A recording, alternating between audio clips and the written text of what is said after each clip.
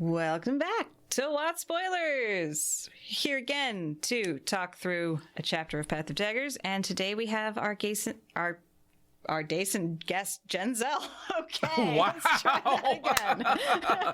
Dyslexia strikes again. I am all of those We things. have Jason Denzel as our guest today. You've been on the podcast many times before, but remind the good people about who you are. Hello, good people. I'm so glad to be back here. I absolutely love coming on this show to talk with the two of you. My name is Jason Denzel. I am the founder of Dragonmount.com, the big Wheel of Time site that has been around for many an age of humanity.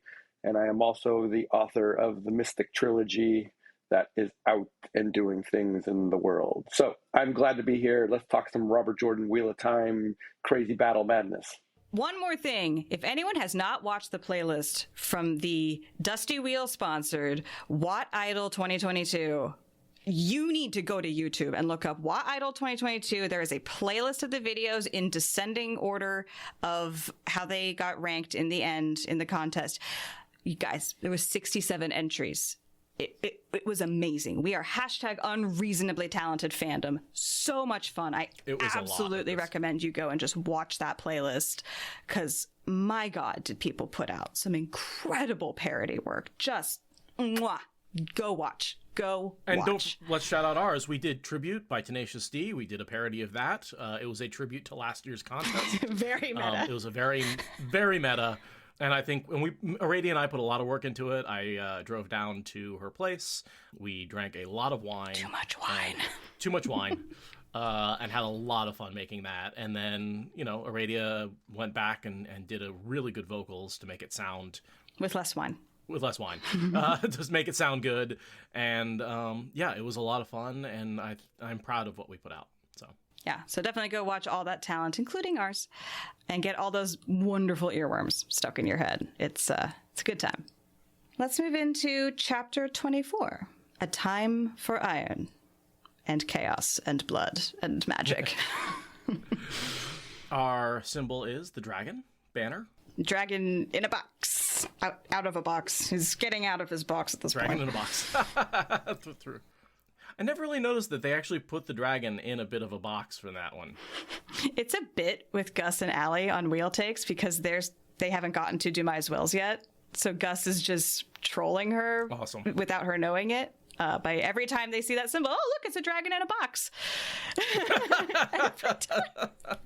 They're still in book 6, I think. They think they're getting there.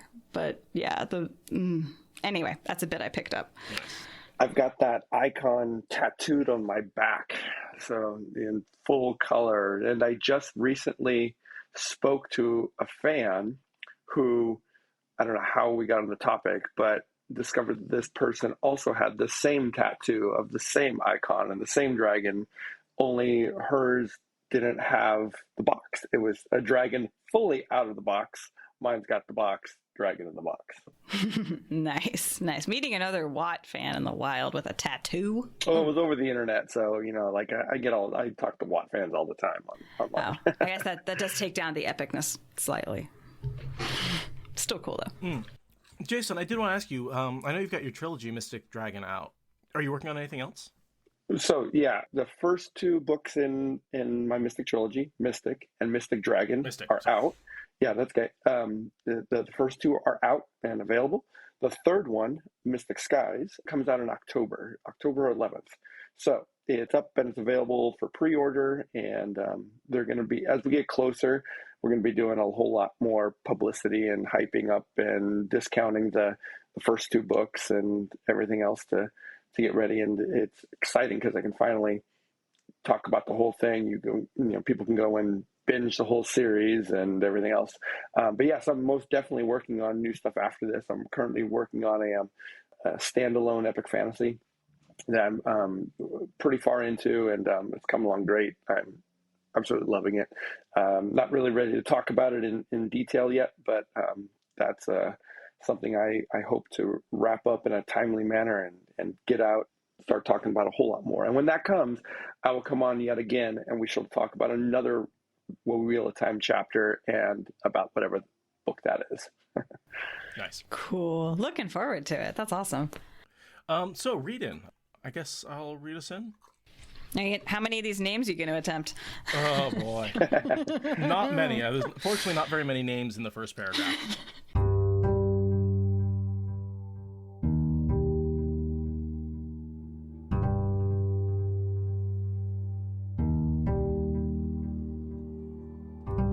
This is the Wheel of Time Spoilers podcast.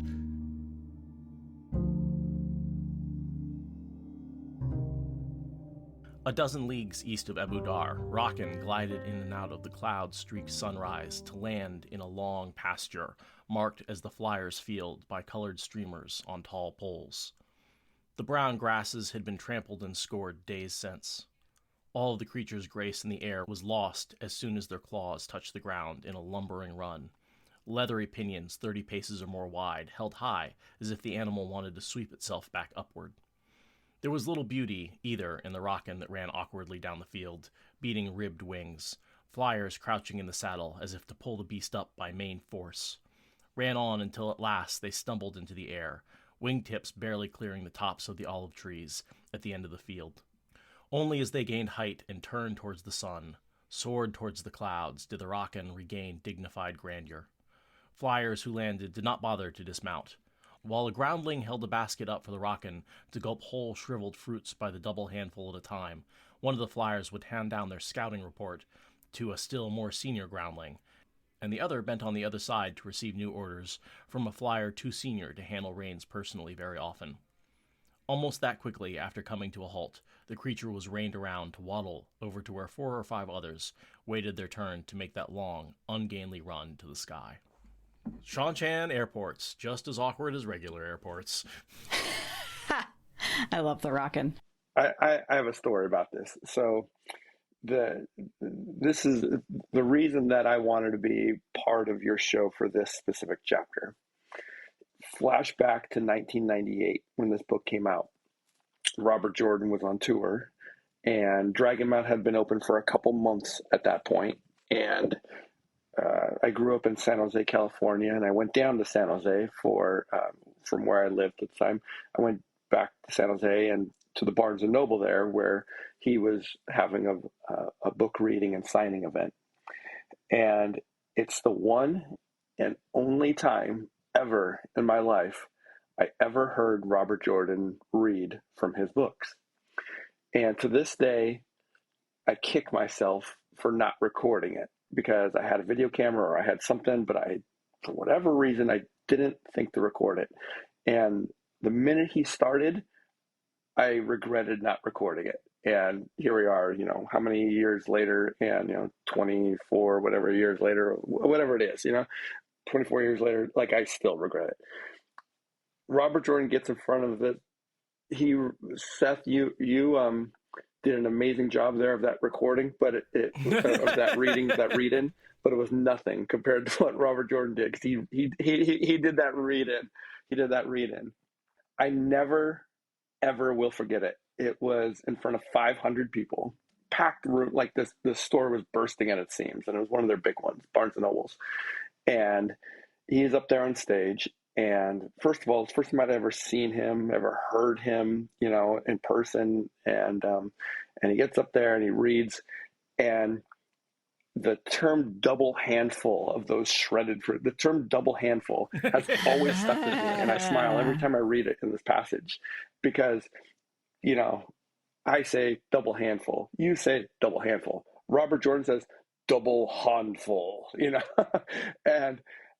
And when we say, there's a rockin', flying around, right? And he says, there's a rockin', and like almost like a rocking, like I'm rocking this place, toe rocking. I'm telling you, he says the word Sol Damani, and everyone in the crowd shivered. I'm like, I got goosebumps when he says the words, and he read much further into it. He mentions the Ashaman, not Ashman, the Ashaman, and like the hair like raises on your arms. He says, Rand all four. And just like everyone, like I'm not kidding, like people are looking at each other like, what the hell? Like this guy, his voice, capital V voice, mattered here in hearing this. And so that memory lives on in my heart. I could never, ever fully reproduce it. Of course, I can never hear it again. I did one other time hear him dictating something that came from, there was a recording that Marie and Harriet have of him dictating some of the end of the book, but that was when his voice was very weak and he was dying. He was a matter of days or weeks from his death. So the only time I heard him, I'll say, in full voice and in the full strength of his character and personality to read. And so, yeah, it was a scene. And on the surface, nothing really happens. It was, Seanchan Airport, they land, a general talk. I remember being at the time, like, I hadn't read the book, right, at the time, because the book had just come out that day or within a day or two. And so I was so confused about what was going on. I'm like, I don't even know what's happening, but I don't care. I'll read this later and get caught up. But, it was something with Seanchan Airport, like you said, but it didn't matter. It was the coolest scene. And yeah, so that was what he was reading, and probably a lot of people back then. So maybe some of your listeners who, went back all the way, to 98 to that book tour, they probably got to listen to it as well. And if anyone has a recording, please email me, jason@dragonmount.com. We need this. If you have a recording, please send it to me, please. The recordings I've heard of Robert Jordan reading, he puts so much importance on every word that comes out of his mouth. It's something that I often hear a little bit with Michael Kramer, but more so when I've heard Robert Jordan speak. And it's something that I would love to think about and have the ability to do. And if I ever read audiobooks professionally, it's something that I would want to practice, because his emphasis, I don't even know how to say emphasis, but his cadence, or something. Yeah, his cadence was so good and so important. I really wish we'd gotten him an author reading his books. Yeah, and he spoke like that just in everyday life too. I once went out to dinner with him, and we were sitting down, and he started talking about a stray cat living in his backyard. Now, that's how I'd be like, hey, Seth, let me tell you about this cat that's running around and all this stuff. No. To Robert Jordan, he would like lean in and be like, there's an uncut tom meandering in my yard. And there was a way like he would tell it. And like he spoke like he wrote like he, and vice versa. And I think that has a lot to do with the way, that in South Carolina, he grew up in these summers where, it's so hot, you have to be outside on the patio because inside it's stifling with humidity. You have to be on these outdoor verandas, and you're all sitting around and you just tell stories to one another. And, this is part of the culture he grew up in. There's a troubadour blood, running through his veins, and it was just his nature and the culture and his personality mixed just right to be someone who told stories. He was a storyteller in everything that he did, not just in his writing, which is probably why his writing came so natural. That's probably why it was so easy for him to have a powerful voice as a writer, because he was just speaking. So many writers sit down, certainly I've done this too, where you sit down, you try to you're like straining, like, I'm going to be a writer and have a powerful voice, or whatever, and it kind of fizzles because it's not you, it's not authentic. And he probably just sat down in his keyboard and typed what naturally came to his head, and boom, we had this huge wheel of time. Right. We're so lucky we got that talent. Like, God. Yeah. He must have been very good at, being able to sit down and write very stream of conscious content without a whole lot of editing to write the amount that he did. That's probably it. I would imagine, yeah. Right? Because I feel like people who go back and have only written one or two books and we're waiting on a third, Rothfuss, he is a very good writer, but I'm sure he's probably a better editor than he is a writer. I'm sure his process involves going back and re-editing over and over and over again, the revising, and that creates a really good product in the end. And I think Jordan managed to just be a good writer. Mm-hmm. Yeah. Because he was operating from a really competent place of oral storytelling where, like, you don't get to edit as you go. It's a live performance. Nail it out of the box. Yeah. That deliberateness. Probably. Yep. Probably. Even like, on that recording of him where his voice was weak and he was dying, and he's telling the scene was of the opening of Gathering Storm, the prologue of Gathering Storm, with the farmer and coming by and the eggs and all that stuff. And again, like, it's a scene that when you read it on the page, and Brandon, took that and made it into prose, and it's very good. There's nothing wrong with it or whatever.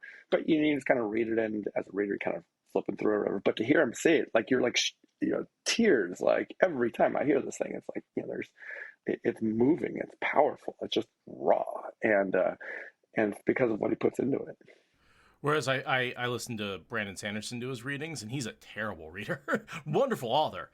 Man cannot read out loud to save his life. Like, he is as bad, if not worse, than I am. And I'm saying that, like, as someone who does not read professionally at all. Like, he is very, very bad at it. And it's like, I understand why that's not what he does, but it's a very interesting contrast. He does well. He does better with the humorous parts of his writing, which I think the humorous part, the witty, dorky kind of humor, clever, stuff that comes very natural to him. And, that's kind of his stream of conscious, there's a humorous thread through his writing, and that part comes very naturally when you can almost, I imagine, Brandon, he's practically smiling every time that he's waiting to get to a joke as he's reading, in his stuff.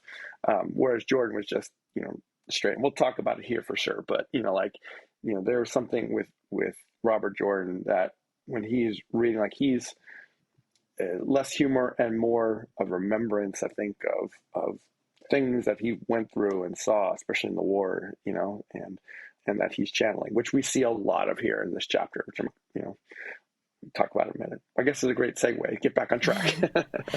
Yeah, no, thank you so much for bringing that story and that piece of that, the meta culture around appreciating these books. It's really important and helpful to appreciate RJ ever more deeply as we go. So thank you for that. But yes, we should return to the books because we have a lot of pages. A lot of book. The one interesting thing I want to talk about from that read is the fact that the rock can eat fruit, not meat. Yeah, people assume that they would eat meat because they look so scary, and instead they're like, I imagine they're probably descended from bats. That's always what I thought of very large bats. I mean, they get called lizards, but or akin, yeah. I'm assuming that they're warm-blooded and furry. Yeah, we really don't know do we know if they're warm-blooded or cold-blooded? No, we never learn anything about their biology other than that they eat fruit. Like, I think that's literally, and they're scaly. I think they're described as scaly and have leathery, but bats have leathery wings, so. They could be omnivores? They could be, yeah. It's just easier to supply them with fruit when they're like on the move with an army. But they have to be warm-blooded. No cold-blooded animal would be, avian dinosaurs were warm-blooded, right? Not all. Oh, yeah, fair enough. So, yeah. The fruit thing makes me think bats, but then I'm like, mammals, lizards, that's not a... Right. It's a squishy science thing, and I'm all tangled up in the weeds, and we've made it entirely one sentence. Again, we get a fair... in the next couple of paragraphs, we get a lot about the Seanchan culture and how they've incorporated the native people. You've got Terrabonner Lancers and Amadisian pikemen in breastplates striped horizontally in the covers of the regiments they were attached to. So you've got all sorts of different striping depending on the colors. I imagine sort of like flags. There's the whole thing about the red stripes for people that are specifically like traitorous, maybe. That was something we were debating last time, was exactly which stripe pattern it was that meant the people of questionable loyalty, and it's bright red stripes. It's not like a subtle green-blue thing. It's these bright red stripes. They're very obvious which ones. Because I remember a couple of chapters ago, we thought it was like the green ones or the blue ones. It's the bright red ones. X marks the spot with these guys. It's not just striping. It's the color that makes the difference. Yeah. And then we get a description of how ethnically diverse Seanchan is. We get some mention of some of the native lands, Alquim, Nokan. One of the only times we really get an idea of what Seanchan as a culture is like is that they encompass people that are very pale, honey brown, and very dark, which makes sense because we see that their continent is extremely giant. It's like basically as big as what we consider the main continent and Shara put together. It's really big. Again, not really sure that that's how 3,000 years worth of genetic dispersion works, but whatever. It's fun. Well, and, I mean, technically they only went over and attacked the natives 2,000 years ago, right? Because that was post Arthur Hawkwing, which was 1,000 years after the breaking. Right. Yeah, I mean, they had their breaking stuff, and then the invasion comes, and it's just... But it's nice that he's like, no, it's a rainbow of people in this army from over the ocean. They are not all genetic clones. They are very, very different.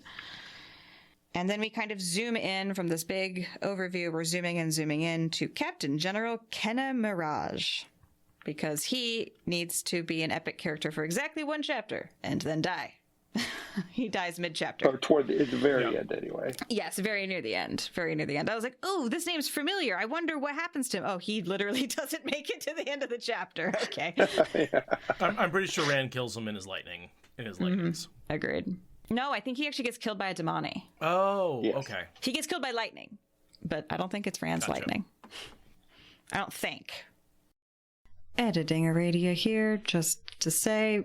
I got something wrong again. All right, so basically what I figured out is by the end of the chapter, it's the other general, Chiang Mai, who gets killed by a Damani. Mirage does get killed by Rand. I sort of figured that out by the end of the chapter, but I don't think I say it very explicitly, so I'm just putting it here now before we all collectively explode at how wrong I was. Okay, thanks. Back to the episode. Or can we even tell whose lightning is whose at that point? I mean, like at the end, there's so much lightning flying around. A lot of lightning. Yeah. I almost wanted to say, like, come on, Rand, like, come up with something other than lightning to this thing. He has a very Thor-like focus. He's just like, no, lightning. That is, the world is, looks like it needs lightning. Could you say that he's all Thor? I could, yes. Nice. Very nice. Thank you. I will allow that one. That was a good one.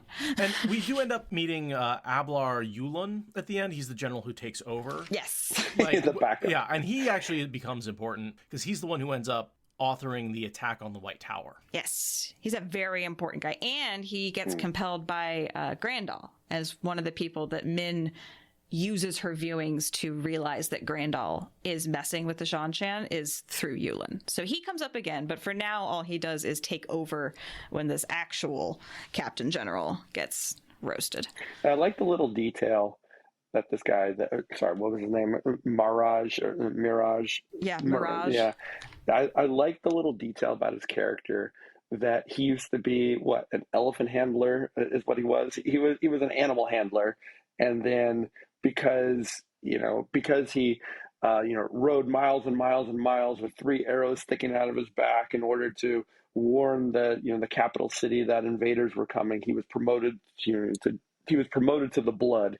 He was he was allowed to do one little fingernail, just the lowest low, but still of the blood, which is a big deal. And so he got promoted, and this was his post that he got as a result of that promotion. It very much has the feel of the story of the marathon. The guy who ran however many 26 miles or whatever it was. You can tell I'm not a marathon runner. Apologies to anyone who is a marathon runner. 26. Well, it's like the origin of the Iditarod. Is kind of the same thing. It was a race to see who could get the medicine there in time, and now it's an event just for shits and giggles. There you go. Yeah, and so this general, he was just, I don't know how he go from being an elephant handler or he's a scout lieutenant. No, he wasn't an elephant. I'm sorry. He's a rockin'. He was a rockin' handler. And then, so he must have just kind of been there. And then in my head canon, there was some battle and he was just some dude, just handling the animals, making sure that they pooped in the right places or whatever. And he got 3 arrows felled into him and he hops on a horse and takes off and gets promotion. And for his efforts, he gets to come across the ocean to face the Dragon Reborn and become Charred Lightning, That's a hell of a life. When you track it out like that, there's it really a whole set of novels right there. Right. And that's what I love about the Wheel of Time is that there's 1,400 other characters that have that kind of depth and background to it, whether it's on the page or not, But yeah, this guy, for being in there one chapter, like you said, he's got this whole thing. It's really interesting. And it tells us a lot about Seanchan, too. Like, he gives us this whole window into Seanchan through this vignette of a life. Yeah, it's really the first time we've seen that, because it's the first time is this the first time that we've had a point of view from a Seanchan? You guys can know better than me offhand. I don't think so. I think we've done yeah. But not from the blood. Yeah. I think this might be our first view from within the blood. Okay, yeah. Interesting. So this guy's basically Paul Revere, is what I'm. So he's looking at a map of the forces, and I think the important thing to take from this is he's looking at a bunch of his own people retreating, and 17 or 18, 7 starts with 17, adds 1, enemy positions. Now we know that's just one force, and he later learns is just one force that's gatewaying around. Yeah. Right, but in order to make what he's seeing on the map make sense without traveling, it on the next page says it would be as many as 90,000 enemy soldiers. And he's like, no, the population, no, it makes no sense. What is happening? It doesn't work and then out, Suraj shows up and is like, traveling. And he's like, that makes all the loose ends tie together. Because it's 18 groups of 5,000. Right. Which, right. Do the math, that's exactly 90,000. So yeah. Right, exactly. And I like it. Finding decent maps is a hard time. Yes, maps are difficult. But I mean, maps and warfare have a really strong overlap. There's a lot of lessons I learned in my higher level geography classes that got more into like the ethics of maps. That was like, this is entirely a military history class, basically, because that's where cartography really has its bleeding edge. That was a terrible turn of phrase, but you know what I mean? Like, that's where cartography gets improved, is when the Defense Department or the fucking other people's shit up department is the one bankrolling everything. So I like it when he has like maps infuriating his war people in the books, because that's a very, very real problem that drives the whole field of geography. That and, pillaging resources. That seems very authentic too. This whole chapter, beginning with the map discussion on the first couple pages, really felt like you could see Robert Jordan having this experience, maybe not as a commander or a general or whatever, but you could see him imagine, he was in Vietnam, he was in a jungle, he was in combat a lot, often. And you could feel this idea that the enemy was out there somewhere. They don't know where. Later in the chapter, Rand, is up on a hill and he's looking down, and he's, and Bashir tells him oh yeah, there's, what was the number, 15,000? There's probably 15,000 soldiers out there. You can't see them because they're all in the trees. And Rand's like, well, look, I got Kalendor. Kalendor's going to go hunt and seek, seek them out for me. I can't see them, but I'm just going to rain everyone. And you kind of get the feeling that this is a piece of, Jim Rigney, Robert Jordan, from when he was in his 20s or whatever, out there in a jungle and being terrified and wondering how many, and our intelligence says there's, however many people, other enemy combatants out there. We don't know where they are. They're somewhere in those trees. We don't know. And being terrified of that, being worried about that, and wondering if you're going to get through it. But we do have napalm. So, and machine guns and helicopters. But we do have napalm, and exactly, yeah. A lot of that sort of friendly fire, I'm sure. Mm-hmm. If we just blanket this forest with napalm, we're going to get a bunch of the enemy, but we're probably also going to hit a bunch of our own forces, and not even to talk about all the genetic defects and other issues follow on from. But in the moment, you might die from your guys doing their thing. And that'll just be part of how it goes. The chaos and terror and fog of war energy is really strong in this. It's a fog of war book, but it's so... Yes. And every time you get into Rand's head, he clearly has 1.5 brain cells to rub together and is going insane. It's so scary. Wouldn't that be ironic if the Dragon Reborn went insane before the last battle? It would be ironic. Fortunately, that doesn't happen. Oh, wait. He says that. And he directly says that. I don't know if you're quoting it or not intentionally. Yeah, I'm quoting it, yeah. Okay, good. That's exactly what he says. But so we basically have the campaign is coming to a close, and you've got almost all the Seanchan troops moving in retreat or to reinforce the guys that are retreating, and Rand's guys are pretty much completely inside where the Seanchan are being. Like, it's no longer at the edge of their sphere of control. It's now in the middle, which is rapidly running back towards Abu Dar. That's kind of where the campaign has gotten us to. Because if you remember, in the last chapter, they basically won. And Bashir is basically like, all right, we're done, let's go. And Rand's like, no, I want to drive them into the fucking sea. And Bashir is the only one who's like, that's a bad idea. Like, we have won. Take your win, take your W and go home, right? And Rand's like, no, it's not enough. You know, and this is the disaster that we see from that. And Bashir even tries that again in this chapter. He's like, no, seriously, if we can go home now. We're really done. And Rand's like, I would like to kill a bunch of my own first, please. And Bashir literally has to knock Rand off his high horse. Literally. Several times. Well, once off the horse, and once again when Rand gets up and is stubborn, he literally knocks him to the ground to knock some sense into him, to be like, dude, he says, like, you're killing us, man. That's a direct quote. You're killing us, man. He's like shaking him. You're killing us. He does have to knock him off his high horse because he's power mad with power. Oh, I never quite had seen it in that light, but yeah. But yeah, first, Surath. Yes, highlighted Surath. In case you don't remember, Dark Friend alert. She's the one who kidnapped Egwene originally, and she has a richly embroidered overrobe that is somehow untouched by the mud. So clearly, a Dark Friend. We have established that if you're too clean, you're a Dark Friend. So just that little tip here. She's clean. And she has an entourage, which includes both Liandrin and Rena? Or Sita?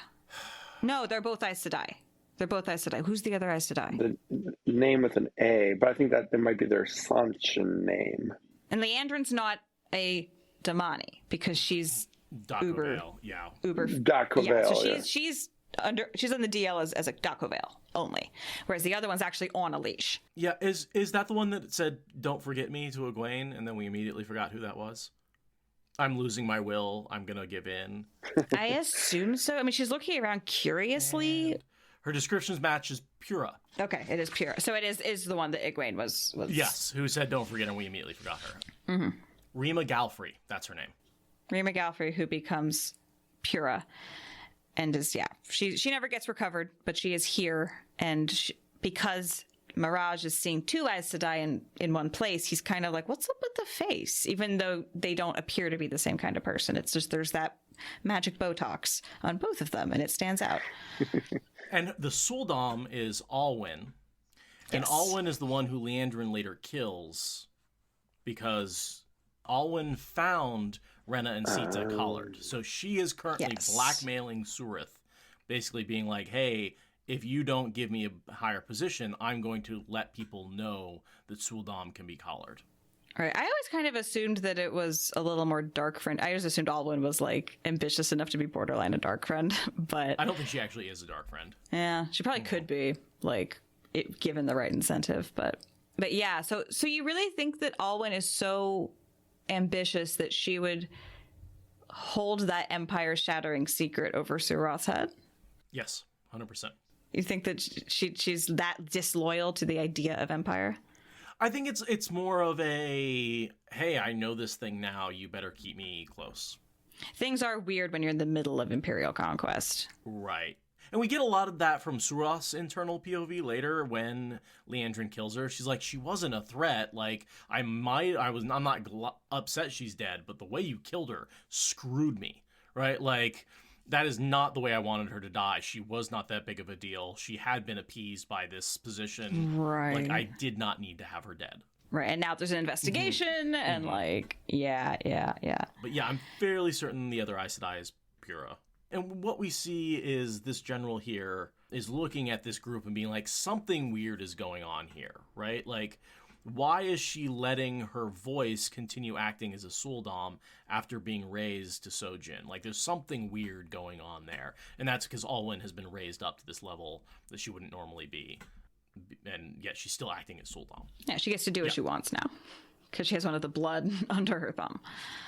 And Surath is, not only a dark friend, but doing incredibly well and dancing on that path of daggers that the Seanchan proverb speaks of because of how she's handling the return and how they got thrown back, but now they're taking more land, and she's playing a very complicated game even without being a dark friend.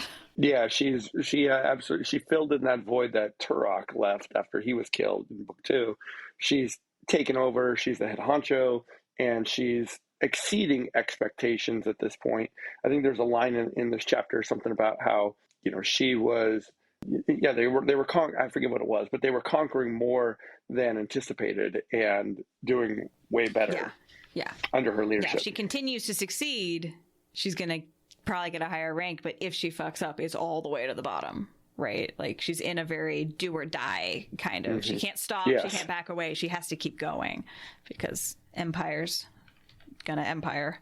Continued success, and she might be able to shave her head entirely and paint a third nail on each hand. Adoption into the imperial family was not unheard of for achievement so great.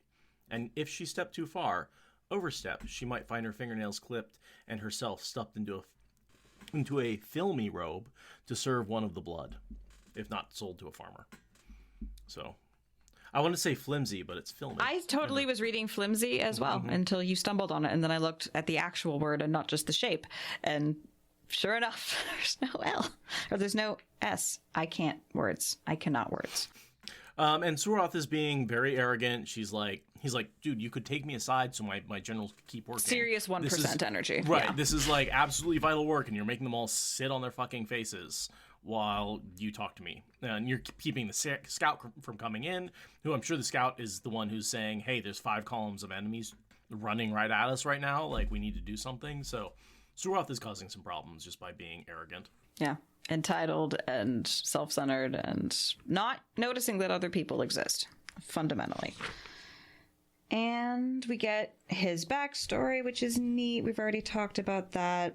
And then, Suroth says, go right now, basically. You need to run out to meet these guys right now. And he's like, it's going to take me a few days. And she's like, no, you need to go literally 5 minutes ago. Would have been too late. Go. Because traveling. Now traveling is known. And why does she know traveling is a thing? Because she's a dark friend. And there's all kinds of dark friends just riddling this entire battle like veins of blue in cheese. Everyone has dark friends everywhere. Do you think she's getting that information from Aneth, a.k.a. Semiraj? Could be. Yeah, that would make the most sense. Yeah, I think so.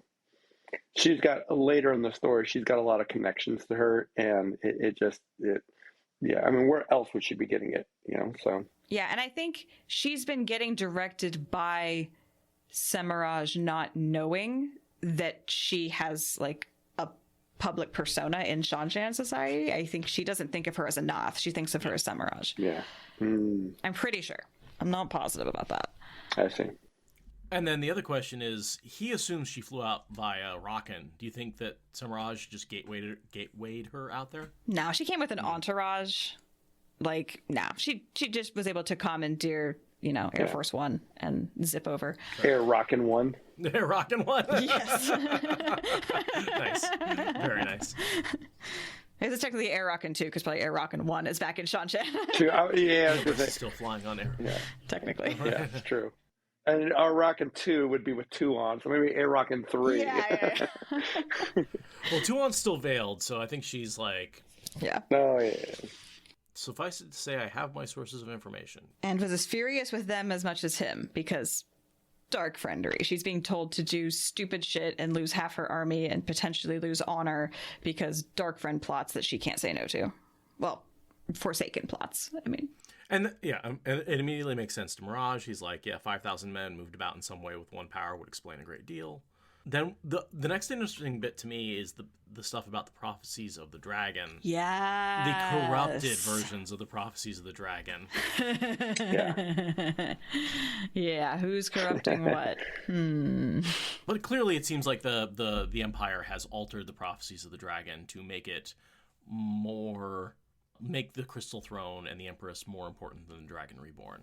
Yeah, they inserted the Crystal Throne and his need to obey the Empress into the prophecies. They didn't find them in the lands that they initially conquered, and they're not finding them in the lands that they left, because that is a piece of propaganda that your people inserted into the books of prophecy.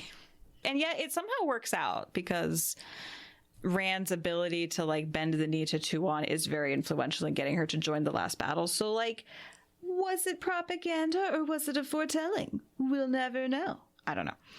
I think it was propaganda. I don't know. Maybe the propaganda was so strong that it convinced Brandon to write that scene, in such a way that convinced the creator to, yeah.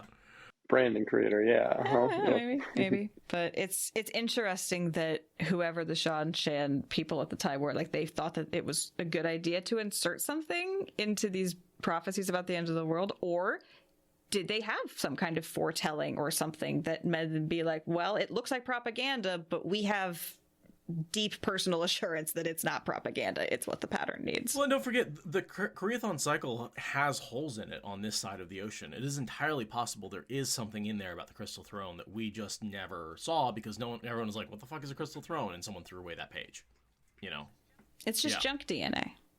Yeah, mistranslation. We don't know what those words mean. Let's just edit it out for clarity's sake. Totally. Could have been.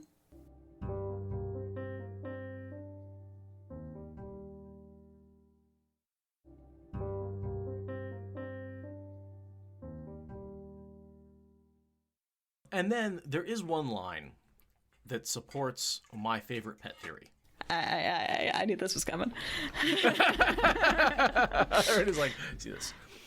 Few easily shook off the awe they felt kneeling before the Crystal Throne, with the thirst to obey drying their tongues.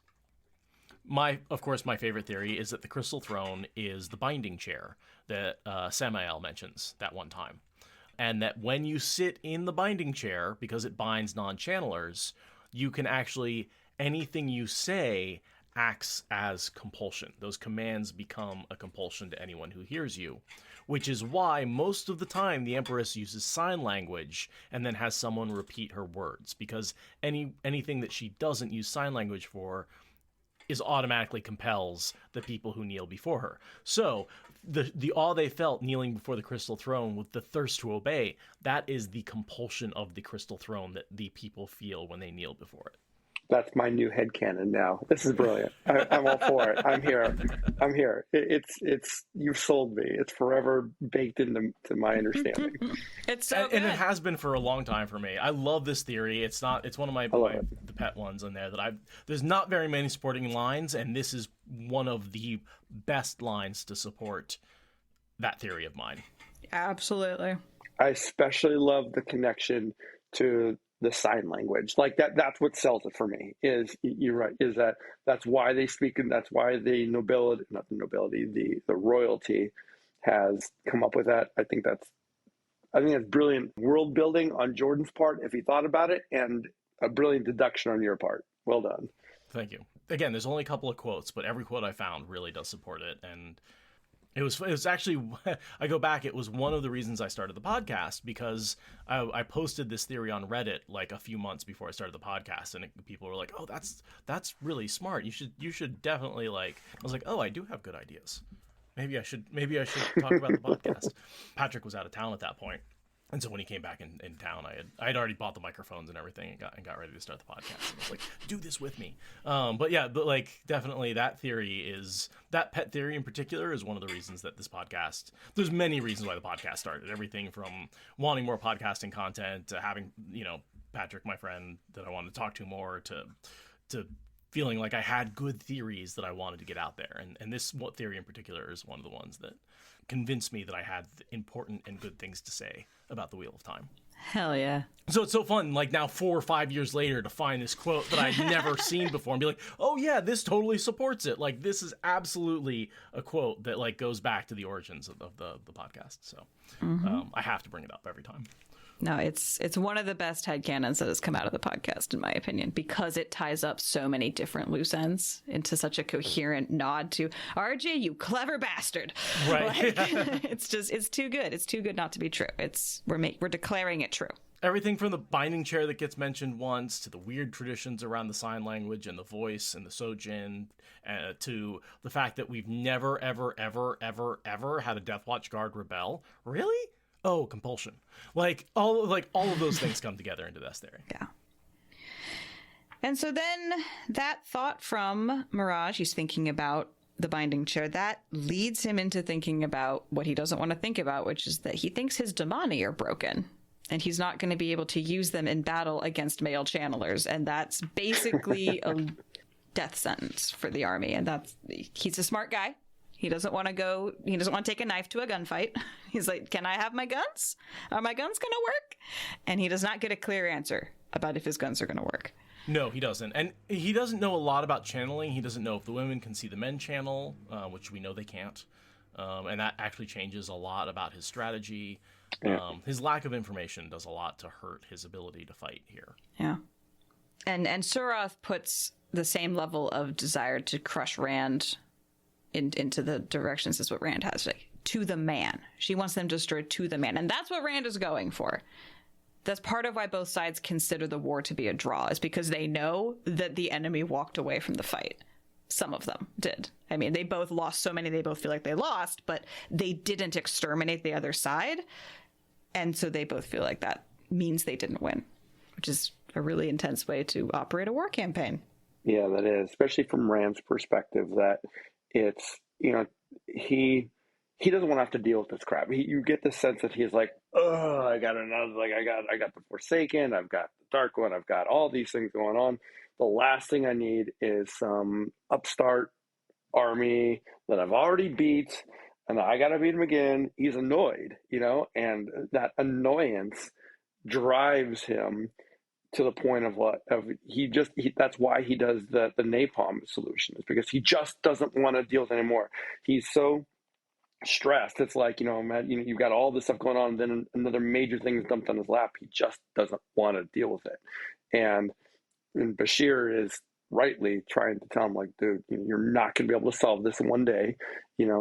Like you said earlier, take your win from earlier and let's think this out, do what you can here, but, this isn't going away. And he was right. It doesn't go away. So here's a question. Do you think Rand killed more of his own people using the lightning than he would have if he'd continued to attack? Oof. And continued to push them into the forest and continued to force them to fight one-on-one? I think of that as the World War II, the bomb solution, the argument that, hey, that was immediately where my mind we went saved to. a bunch of people's lives by dropping the bombs, and I've heard that argument a bunch of times, right? I'm not sure it's true. It's an argument people make. That's a fact. It's an argument people make, yes. And this is sort of a similar sort of argument of like, hey, are we actually even though he killed some of his own troops, did he actually save lives by sending that lightning out and winning that way? I imagine that he killed about an equal number of enemy and his own soldiers in that final volley. Well, percentage-wise, remember, he's only got 5,000 troops, about a third to a half of which are already dead. True. So he's down to, say, 3,000 troops in total. Let's say he kills, another 1,000 of those. Well, there's 15,000 of the enemy troops out there. So he certainly, I think, killed more of the enemy troops. The question is, how many of us did he get, and was that worth it? Yeah. Also, he makes a big to-do about, Rand's plan is, I'm going to pick up Kalimdor, and I'm going to be so damn powerful, and Lews Therin's going to help me out, and I'm going to figure out, in the heat of the moment, I'm going to figure out a new weave that is going to, or not necessarily a new weave, because he used it before in the Stone of Tyr. I'm going to figure out that weave that I once used that hunted only the Trollocs in the Stone of Tyr. I'm going to hold up my sword and figure it out, and only the bad guys are going to die, quote unquote, air quotes, right? Only the bad guys are going to die. That's Rand's plan for this thing. Fuck it, we're going to do it live. Yeah, exactly. And the thing is that his own people died. But what's unclear to me is that his own people died because of collateral damage, the lightning struck a tree and the tree falls down and crushes one of his soldiers, or did the weave work? Did the lightnings only specifically target the opposing forces, or was it just napalm just nuking everything there in the area. I always imagined it as a more just a strafing the entire forest cover, and just he didn't get his cone shape on his area of effect correct. I also imagine that the only reason it worked in Stone of Tears, you can target Dark Friends with wards. Shadow Spawn. Yeah, sorry. Right, because their souls are twisted at a fundamental level. Right. And he has no ability to distinguish between good people and bad people, or enemies and friends. Right, the Seanchan are just people, the same way that his army is. Right, right. You're right. So I don't think there's any way for the weave itself to distinguish between different kinds of people. Right, but I don't think he even succeeded at making the weave at all. I think it just exploded in a ball of explodey. Yeah, I think so too. I think so too. It just kind of went kaplooey because he had Kalendor, and it was a big enough kaplooey. Right. Yeah. I get the only thing I could theoretical, I like the idea that the Shadow Spawn, they're more twisted and all that. It's easier for Sidene in its binary programming to figure out, human versus Shadow Spawn. I think the only other thing you could perhaps maybe do, maybe if Rand wasn't crazy and had a better Sangreal than Kalendor, one that wasn't, one prone to make him go nutty, then perhaps he could have singled out Dark Friends, or amongst others, maybe. You can see that potentially. Yeah, we do know there is a mark, some Fades can see Dark Friends that have been marked. Right, there is a way for that, and he sees it in their eyes and stuff like that. So there you go. Maybe, but I don't think he has the ability to do that now. No, he doesn't. He's too raw. And there's another reason why he lost control, which we haven't talked about, but that's the sickness, the weirdness, the however you want to call it, the after effects of using the Bowl of the Winds in Ebu Dar. Right, the thing that's affecting men and women equally, that is crippling both sides equally. He amplifies that through the flawed structure of Kalendor and his own exhausted, mind-numbing insanity. He's not the only one losing control. Right. All right. Yeah. So 2 questions. So for you, let's fast forward beyond the chapter. I don't know if we're allowed to do that in the podcast. Spoilers. That's true. Spoilers. Okay. So my first question is, how does this weirdness of the weaves play? Remind me how it plays out in the series. What's the end game of that weirdness? What's that?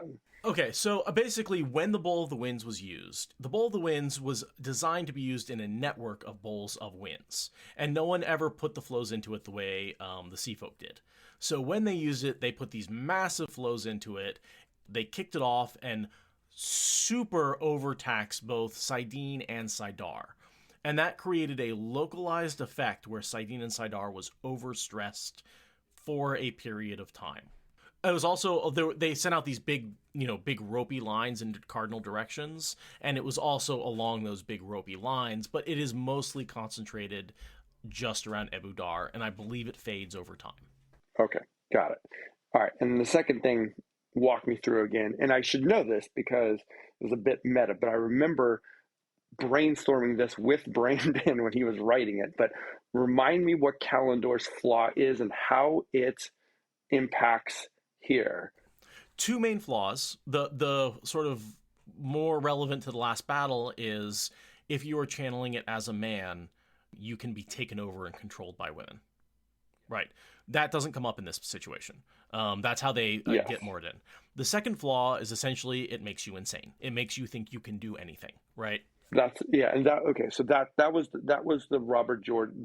We know that's all established in the Robert Jordan 11 books that we've got there. So absolutely, Codswain says it later on in this book. Yeah, that's right. So that's right. It makes you more prone to the others had a buffer on it, like the other Sangreal have this buffer that as Sidene's power increases, the taint remains whatever it is. It doesn't scale with everything. Kalendor doesn't have that buffer, so as the power scales, so does the taints and all that stuff. Okay. Right. Yeah, I think that actually might be a third flaw, the scaling of the taint, that Kalendor dumps a lot more taint into you. I think I'm not sure the insanity of Kalendor has anything to do with the taint. I think it's just you're using so much power you think you can do anything. I don't know if that's taint related or not. I would love to hear theories about that. Huh. I also and there was something about with Kalendor, again, it was like a last battle thing, that it was wasn't it linked somehow to the true power? Like it doesn't. It's able to channel the true power. It's a true power Angreal. It is also true power Angreal, yeah. Or Sangreal. That's right. Yeah, true power Sangreal. So if it's a true power Sangreal, it would track. It makes sense to me that maybe by virtue of it being a true power Sangreal, because of its connection, so to speak, with the Dark One, with its inherent synergy with the true power and the Dark One, maybe that's why you get these delusions of grandeur, the insanity that... I like that. I like that a lot. Yep. It amplifies the taint in and of itself, but also, like, it's gonna make you a little power hungry. I'm a god! Yeah. Yeah. Yeah. And one of the things I really love about Jordan is that he takes these multiple causes and creates one effect with them. Right? So we can't say that Rand losing control and lightning everybody is just due to the Abu Dar effect, or just due to the Kalendor, or just due to his insanity, or just due to his tiredness. It's so many things coming together that cause him to lose control. Yeah. And his allies only know some of the things that's going on. He only knows some of the things. They don't even know the whole picture. He only knows some of it. Yeah, for sure. Nobody except us has the full picture of what's happening. Anyway, so that the weirdness around Abu Dar, the weird wobbliness of the threads, the reason that Soldam lose control of the reeves, that all has to do with using the Bowl of the Winds. Got it. All right, thank you. So from there, we switch POVs into being with Rand, who is, again, holding the power constantly so that he's... what is it? The crown of swords pricking his temples felt at once keener than ever and utterly removed, the mid-morning chill both colder and beneath notice. He's just high as a kite, basically, on the power. Mm-hmm. And he's been that way for a while. Like someone comments later in the chapter that, you maybe it was the Shiva, one of them says like, you've been holding this for a week, or how long did you say? Like for... I think it's 6 days. 6 days, yeah. Well, and that actually, that's a whole different effect that we haven't even talked about yet. The reason he keeps holding the power is because whenever he sees it, he gets dizzy and sees double. That's because of the crossing of the streams. Crossing the streams, which was the last time I was on the show with you guys. Yeah, exactly. Yes. So yeah, that's another effect that's causing him. That only seems to come up when he seizes the power. That doesn't seem to be a problem after he sees the power, which is why he's holding on to it the whole time. Exactly. He doesn't want to do that transition. And when he lets go of it too, there's some issues when he lets go of it, isn't it too? Like letting go, I think letting go is even hard for him too. He doesn't like to come in or come out. He needs to just be in that state. Well, we haven't seen him let go. He only lets go when like something bad happens and he loses it, which is also like, my God, Rand, what a risk. If you're never letting go of it, eventually you're going to get distracted and drop it, or you're going to get hit, and you're going to lose it. And that's how you get burned out. That's how you die. What I love about that, and this is, I again, going a little meta here behind the scenes, but I think this was more of a Brandon idea. But what I love about this is that this is a foreshadowing of Rand's children. That's one of the things, is that they only hold the power. They always hold it constantly, you know? Constantly. Yeah. And so that's like, I thought that was kind of cool, actually. I headcanon none of those viewings that Aviendha does are true. They're a potential future, but I don't think it happens. I think I could see that being the case. So, because Min has a viewing, and Min has a viewing that the children that are going to be different somehow, Yeah. And I know that was Brandon's way of, I don't know how informed it was from the notes. I don't think it was very informed from the notes. I don't think there were any notes. Yeah. Ask him for clarity, but I'm 90% sure there were no specific notes. But I think this was Brandon's way of addressing that vision of Min's, was to show the children constantly holding. That was what was different about them. That's what Min saw was different about them, was that they held the power also. That fits well with with the way that her talent works, where the visions get different when someone holds the power. That fits with the mechanics of her talent. Or it could represent the fact that like that vision isn't real, and Aviendha's going to have quadruplets, but not those quadruplets. But that hasn't been determined yet because of like maybe it's one of those either or situations. Oh, I also don't think she's going to have quadruplets. I think she's just going to have 2 children, and then Elaine's going to have her children, and Min's going to have hers, and they're all going to be bonded in a first sister ceremony, and that's why they'll be siblings. The Aiel sort of I don't know. yeah. I like it. I like it, but I don't. Only because Jason on that. only because I think that Rand is going to Rand and Morden's body post last battle is going to spend years with Min. Min's going to get old, and then he's got years ahead with Aviendha. Like, he's got 500 years ahead of him, or 450 years left of his life to go or whatever, right? I mean, but does he? Does he? He can't channel anymore. He can light the pipe, though. But what is that, right? Like, he does not have access to the life-extending power. I don't know. I don't know. Well, even so, how about this?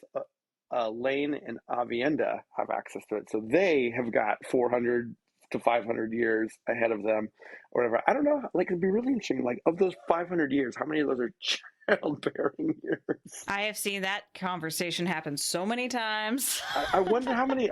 There's got to have been this. Now I'm going to wonder, like, was there ever people who give birth to humans in the Age of Legends who could live several hundred years and had 75 children because they did it over the course of 400 years or something like that? I think it's entirely possible. It's such an interesting question. And I don't know of any sane person who would have that many. Yeah. It seems like you'd probably run out of patience for it. After Yeah, but I've seen people who have like 12 kids, and I'm like, how have you not already run out of patience? Like, I love being pregnant. It's true. I'm like, okay. And I do personally know someone who had in number of children in the teens and said, like, I would have more absolutely if I could, and it wasn't from a religious point of view. They were not religious in any way. They just was like, I loved having children. And so if there is that one person, then imagine over the course of, the Age of Legends. Yeah. I wonder, like, does anyone, had done that? And I firmly believe that what the one power does is slows down your biology to the point where, yes, you can continue to have children throughout your, hundreds. Yeah. Yeah. I really hope it slows down the menstrual cycle, though. Oh, every month that would be suck. Yeah. Like, what about like once a year? If you're going to slow it all point. down. Yeah, that's a good point. You just like come into estrus like for a 1 week period once a year, and like then you're done. One scientific fact I learned, which I actually I'm not sure I knew this before I investigated this, is that women don't just have 40 eggs that they produce 40 times 40, the 1,600 eggs or whatever it is that you produce. Women have thousands and thousands of eggs. There's no reason why someone couldn't have a period every month for centuries. Yes, we come overstocked. Those of us with ovaries are very overstocked. I know we've really gone off on a tangent here talking about Age of Legends ovaries,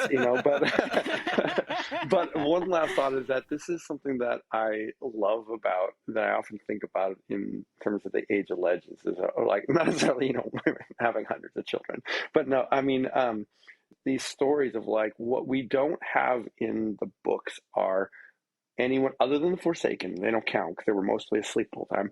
People who lived for those centuries and centuries and centuries. We get the kin, and we get some Aes Sedai sisters who are definitely up there in age, but we don't have, like, I don't think, other than Rand becoming Zen Jesus Rand and the Forsaken, we don't have anyone who was 400 years old, do we? Codswain. Well, but how old is she? I guess she's coming up on 300. Olivia, but she's been a Damani the whole time. So, but she's been Damani. Oh my God, that's such a mind trip what she's gone through. And the kin aren't allowed to have families because that would be too explicitly. Well, and that's it. And that's what I'm getting at. Is that, like, I think, like, there's got to, like, I think about even like Lews Therin. We know Lews Therin had children, but like, how old was the dude? And secondly, like, how old were his children? Because, like, if he has a non-channeling child, like, he's going to outlive his child. His child's going to be an old man. He did say he was about 400 at the end of when he sealed the lore. Yeah. Okay. So if he's 400, and we know he's got dead children who died in the hallway that he killed, and assuming we take that when you say that his children were all mangled and stuff, we'll take that literally, that they were children. Yeah. And again, if we watch a TV show, he's got a baby, Right. Right, yeah. So if that's the case, then, like, did he have other children from the previous 400 years, or whatever. Well, and that's where I go back to the Bible, which I don't like to do very often. But I really do think in this case, Jordan is basing this on the Bible, where you have these, Adam and Eve lived for hundreds of years. And he's like, well, how does that happen? They're channelers, right? The legends are based on these channelers, and they beget and beget and beget and beget and beget, right? Like there's a lot of begetting in the Bible, and a lot of it happens when people are older. A lot of begetting. But we also, and even then, yes, the Bible, the way that we've seen it is that way. But not to get too much Bible study here or whatever, but my understanding of it is that like the number of years course was a way for people back then to say how wise they were. The bigger the number of ages meant that they were more wise. Moses was in the 900s. He was 900 wisdom points, years, whatever. Whereas here in the books, it's a literal scientific thing that's documented and studied and quantified and all this. Like we know that they literally do live 900 years. It's not a metaphorical thing to represent, how grand they were. They actually live that long. So yeah, I do, like, I want to, we've lost Robert Jordan, of course, but like I yearn in my heart to hear those stories of the Aes Sedai, male or female, the Aes Sedai from the Age of Legends, who has a child who dies, a non-channeling child who dies at the ripe old age of 100, and they still look like that they're 25 years old, or whatever. And like, well, how does that affect Aes Sedai culture? How does that affect Aes Sedai? Like, do they decide not to have families? Is there an unspoken rule that they only have families at a certain age? Like, hey, I'm 350. I guess I can start having a family now.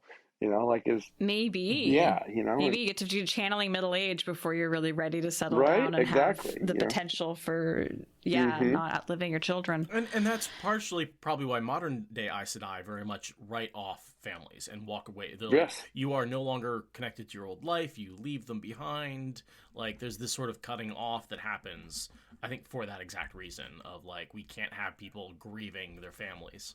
And coupled in the fact that, these Aes Sedai were founded, so to speak, they got foundation during a cataclysm, more or less. Like there was the world literally falling down around them. And they're like, look, it would be irresponsible for us we are needed because we are channelers. We are needed here. We're needed to pass on our stuff. We're needed to keep humanity alive. Like our job is not to have babies and be distracted by our children who are going to be short-lived compared to us. We'll probably be very short-lived, all things considered and stuff. Right. Yeah, so there's a whole lot of factors there. The Sea Folk is the one modern culture I can imagine really having children still. I think the Aiel also, the wise ones. Yeah, I guess they do. I'm trying to think. I don't know if we have any specific stories. Oh yeah, So yeah, I think in the Sea Folk and Aiel societies, they maybe make that work, but we don't see that getting talked about. We don't see that trauma getting worked through. We don't see explanations for how it affects their culture. We can just spitball that it probably happens.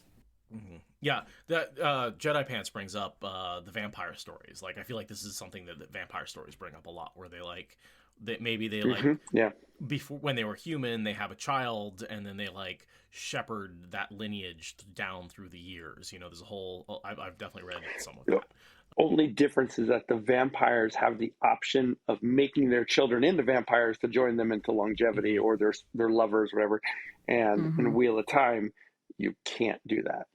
Well, during the Age of Legends, I could definitely see a genetics research department looking into that. I wonder, making a general, and Brandon thought of it too, because that's the whole Mistborn thing, the whole, like, take the Mistborn pill and become a Mistborn. Oh, my God. The way Brandon has broke his own magic system so many times, it's like, oh, my God, his interactions between his various magic systems alone just make me want to, like, crawl into a corner and die. Like, so, like, especially when he starts going cross worlds, when you have, like, I mean, Hoyd in the latest, I don't know if you've read the prologue to book 5 yet. No, I haven't. I'm familiar with out there, but no, I haven't even, to be honest, don't take my Brandon Sentencer card, but I've only read the first 2 Stormlights. Okay. So, but also, like, so I was an alpha reader on Way of Kings way back when, back before he was called Kaladin. He had another name. It's funny. It took me forever to know that this character's name was Kaladin because he was called something else back then when I read the book the first time. And then years later, Brandon, like, I was like, hey, so like, what happens? Like, what's the ending here? And he's like, you want to know? I'm like, yeah, tell me everything. And so he told me everything, like the end of the Cosmere, the end of everything. Wow. And so like, yeah, and after that, I was like, okay, I want to read these books, but I kind of know where they're going because I know the endings. I think I'm just gonna wait until like they're all there. So I realized I still have to wait probably another 20 years. Yeah, I was gonna say that's a long wait. At some point, I'm probably just gonna like binge them all. I keep tabs on kind of what at high level has been going on, but I haven't read the actual book yet. I'm familiar with, obviously, with Hoyd and his world hopping and all that kind of stuff, and but no, I have not read the prologue yet. Yeah. Okay. Yeah. There's just a lot about cross magic world stuff in that one. Yeah. Yeah. That's cool. That's so neat. There's a reason he needs a whole wiki to keep track of this stuff, right? Yeah. The fact that you know what's going on at the end, I mean, he must have sworn you to all sorts of secrecy. Yeah, no one send him the link to this podcast. Okay. Don't worry, he does not listen to this podcast. Okay, back to the book. I love LTT commentary. The only constant in the man was the desire to kill, which just happened to include killing himself sometimes. Yes, exactly. He's not always suicidal, just coincidentally sometimes. Yeah. He'll kill everybody he can. It's just, it's not focused on himself. Yeah. And we hear that it's only been 6 days, and Rand is like having all this like fear and doubt and denial of having fear and doubt, and it's just his headspace is very chaotic. And we're looking out over the forest. And this is where we get the title of the chapter? Yes, it is. It was the time for iron hearts and iron stomachs. He bent a moment to touch the long cloth-wrapped package under his stirrup leather. So he's checking in with Kalendor, thinking about using it. Like, sort of that's becoming less of a option and more of like, yeah, I'm going to be doing this. Yeah. And it just occurred to me that, I mean, I get the meaning of the title, A Time for Iron. We get it. It's not a subtle metaphor. But I do like, I don't know, it's probably accidental, but I do like the idea that it's a time for iron. And yet really he's using a sword that is not a sword, a thing that is not specifically not iron. Yeah, it's magic crystals, not iron. It should be a time for magic crystal, exactly. But I like that, and I don't think that maybe it was intentional, but I never considered it. But I do like that idea that he uses distinctly not an iron sword for his time of iron. Ooh, in chat, but lightning is ions. It's a time for ions. I was also thinking about in the last battle when all the metal melts and the only weapons that they can make are out of stone. That would not be a time for iron. This is the time when normal metallurgy and iron age stuff works, and that will not always be the case. And I was obviously the analogy that comes back where Rand's trying to make himself harder and harder and harder, and now he's thinking I must be iron, and we're not quite at the point of Quendiar, but yes, this the Codsway needs to come in and soften his iron heart, because when his heart is iron, he does stuff like kill his own troops in battle. Yeah. So the weather's kind of cleared up, which I think is a metaphor for the fact that Rand could still pull out of this and not have it be a disaster. He brings the storm back, right? He's like, I am the storm. Like, the storm has taken a pause. Like, this is your moment to exit stage left. But no, we're going to bring the clouds back. Yeah, we're looking at all of the people, because Rand has all of his Ashaman making gateways, and they hate it because that's for page boys. All of his allies are like, can we go home now? We are very tired and stressed, basically. A lot of rundown of the various nobles. I think we've gone into them in a lot of detail in the previous chapters. Please refer back to the previous episodes. What's relevant is that they're all passing through gateways for what is going to be the final time of them doing that. And the party starts to split north and south because they're trying to make a nice line to go in and smash. That's all that matters. The cast of characters we have spent hours detailing is here. Gotta point out, clumsy Deshiva tried to mount quickly and nearly fell off twice. Age of Legends guy doesn't know how to ride a horse. Clearly Deshiva is Osingar is Agonor. Yep.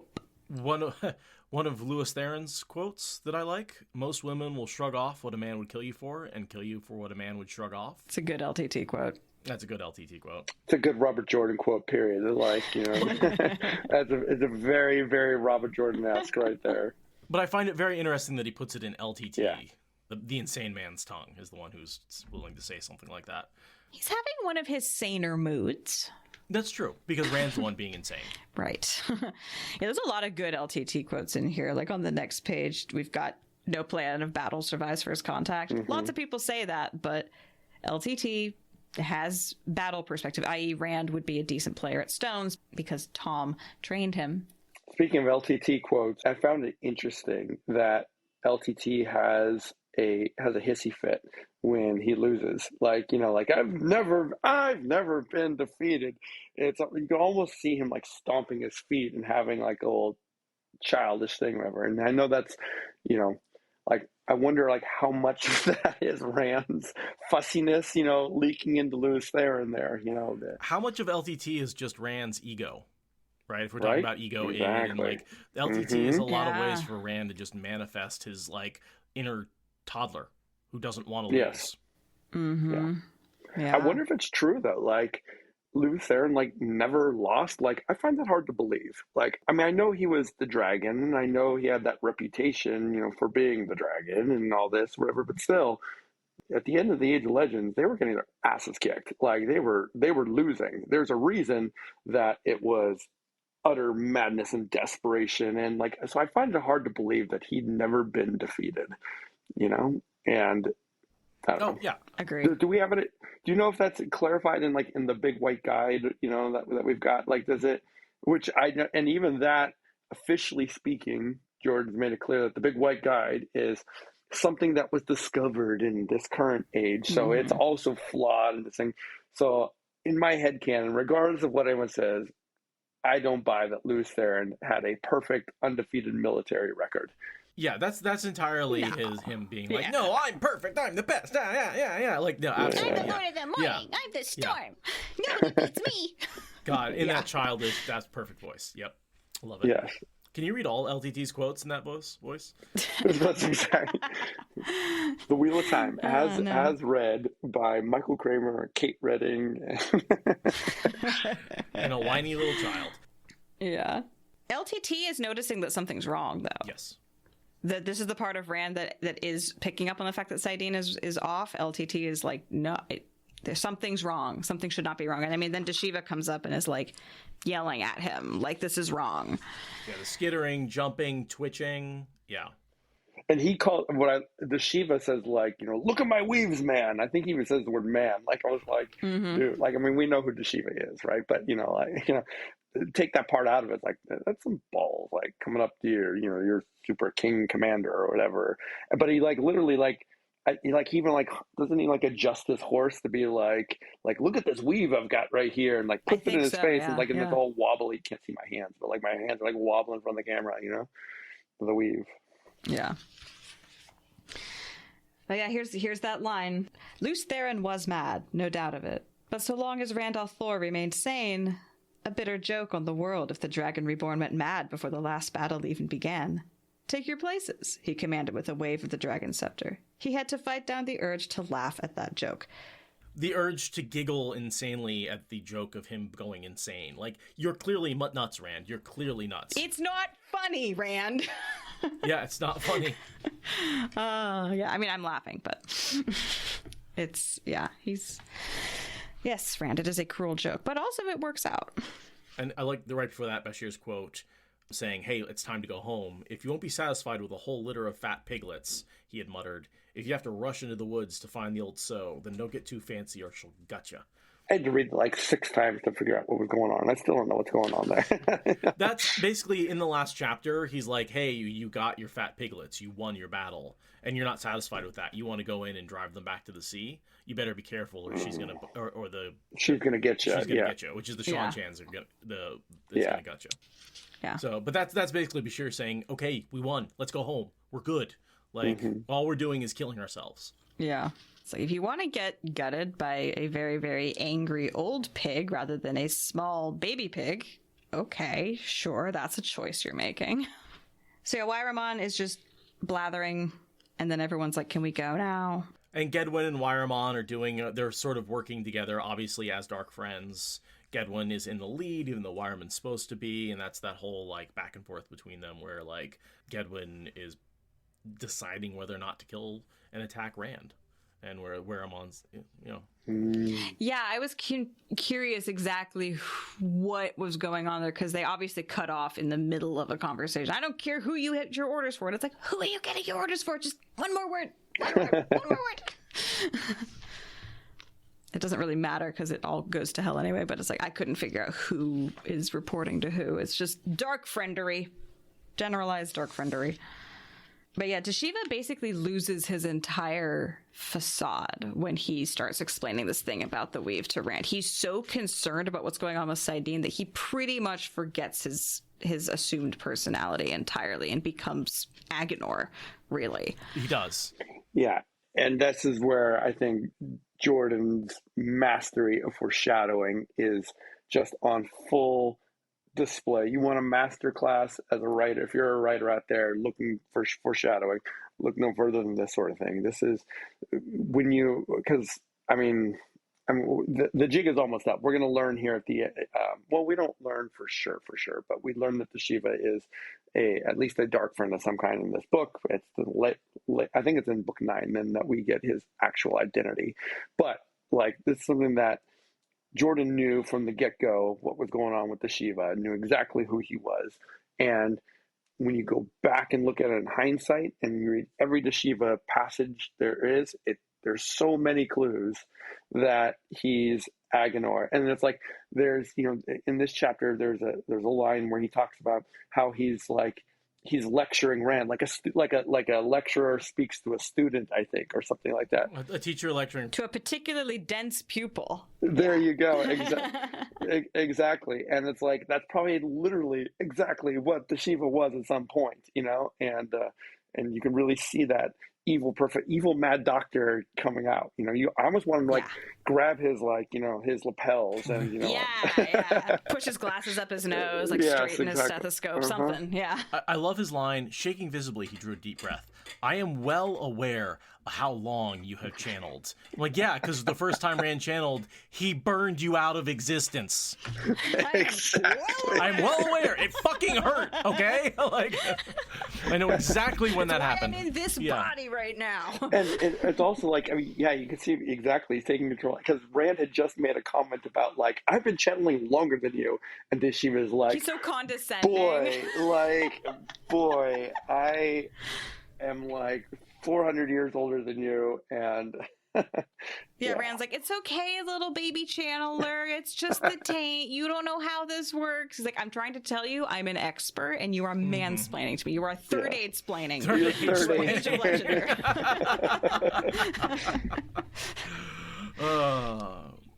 But yeah, I mean, and that finally wakes Rand up, and he actually looks at the weaves instead of just channeling them offhandedly, and he's like, oh yeah, something is weird going on. Anyway, he just dismisses it. As long as it works, I'm not letting that get in the way of my plans. But he also does let it give him a feeling of relief, because he was worried about all the Ashaman going nuts, and now he's like, oh no, we aren't going nuts. Saidin's just broken. Good. Moving on. It's like, well, think about that. But it does give him a sense of relief to know that the others are no more mad than they had been at the start of the campaign.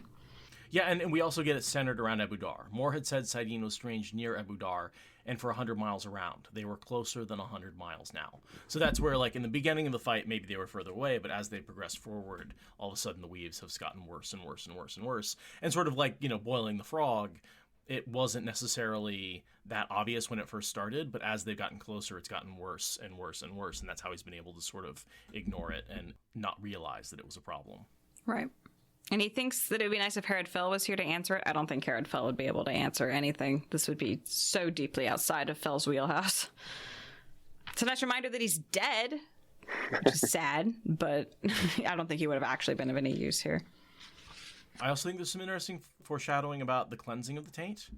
This was not the sort of throbbing he had felt in Shadow Logoth when the taint on Saidin had resonated with the evil of that place, and Saidin had pulsed with it. right? That resonance is one of the clues that he gets to the cleansing. That's a great point. When I reread this chapter for this podcast, my mind immediately picked that out, and I thought, like, oh yeah, there it is. It's the two evils resonating each other. But I hadn't put it in the context of, like, we haven't gotten to that part yet, or to that explanation.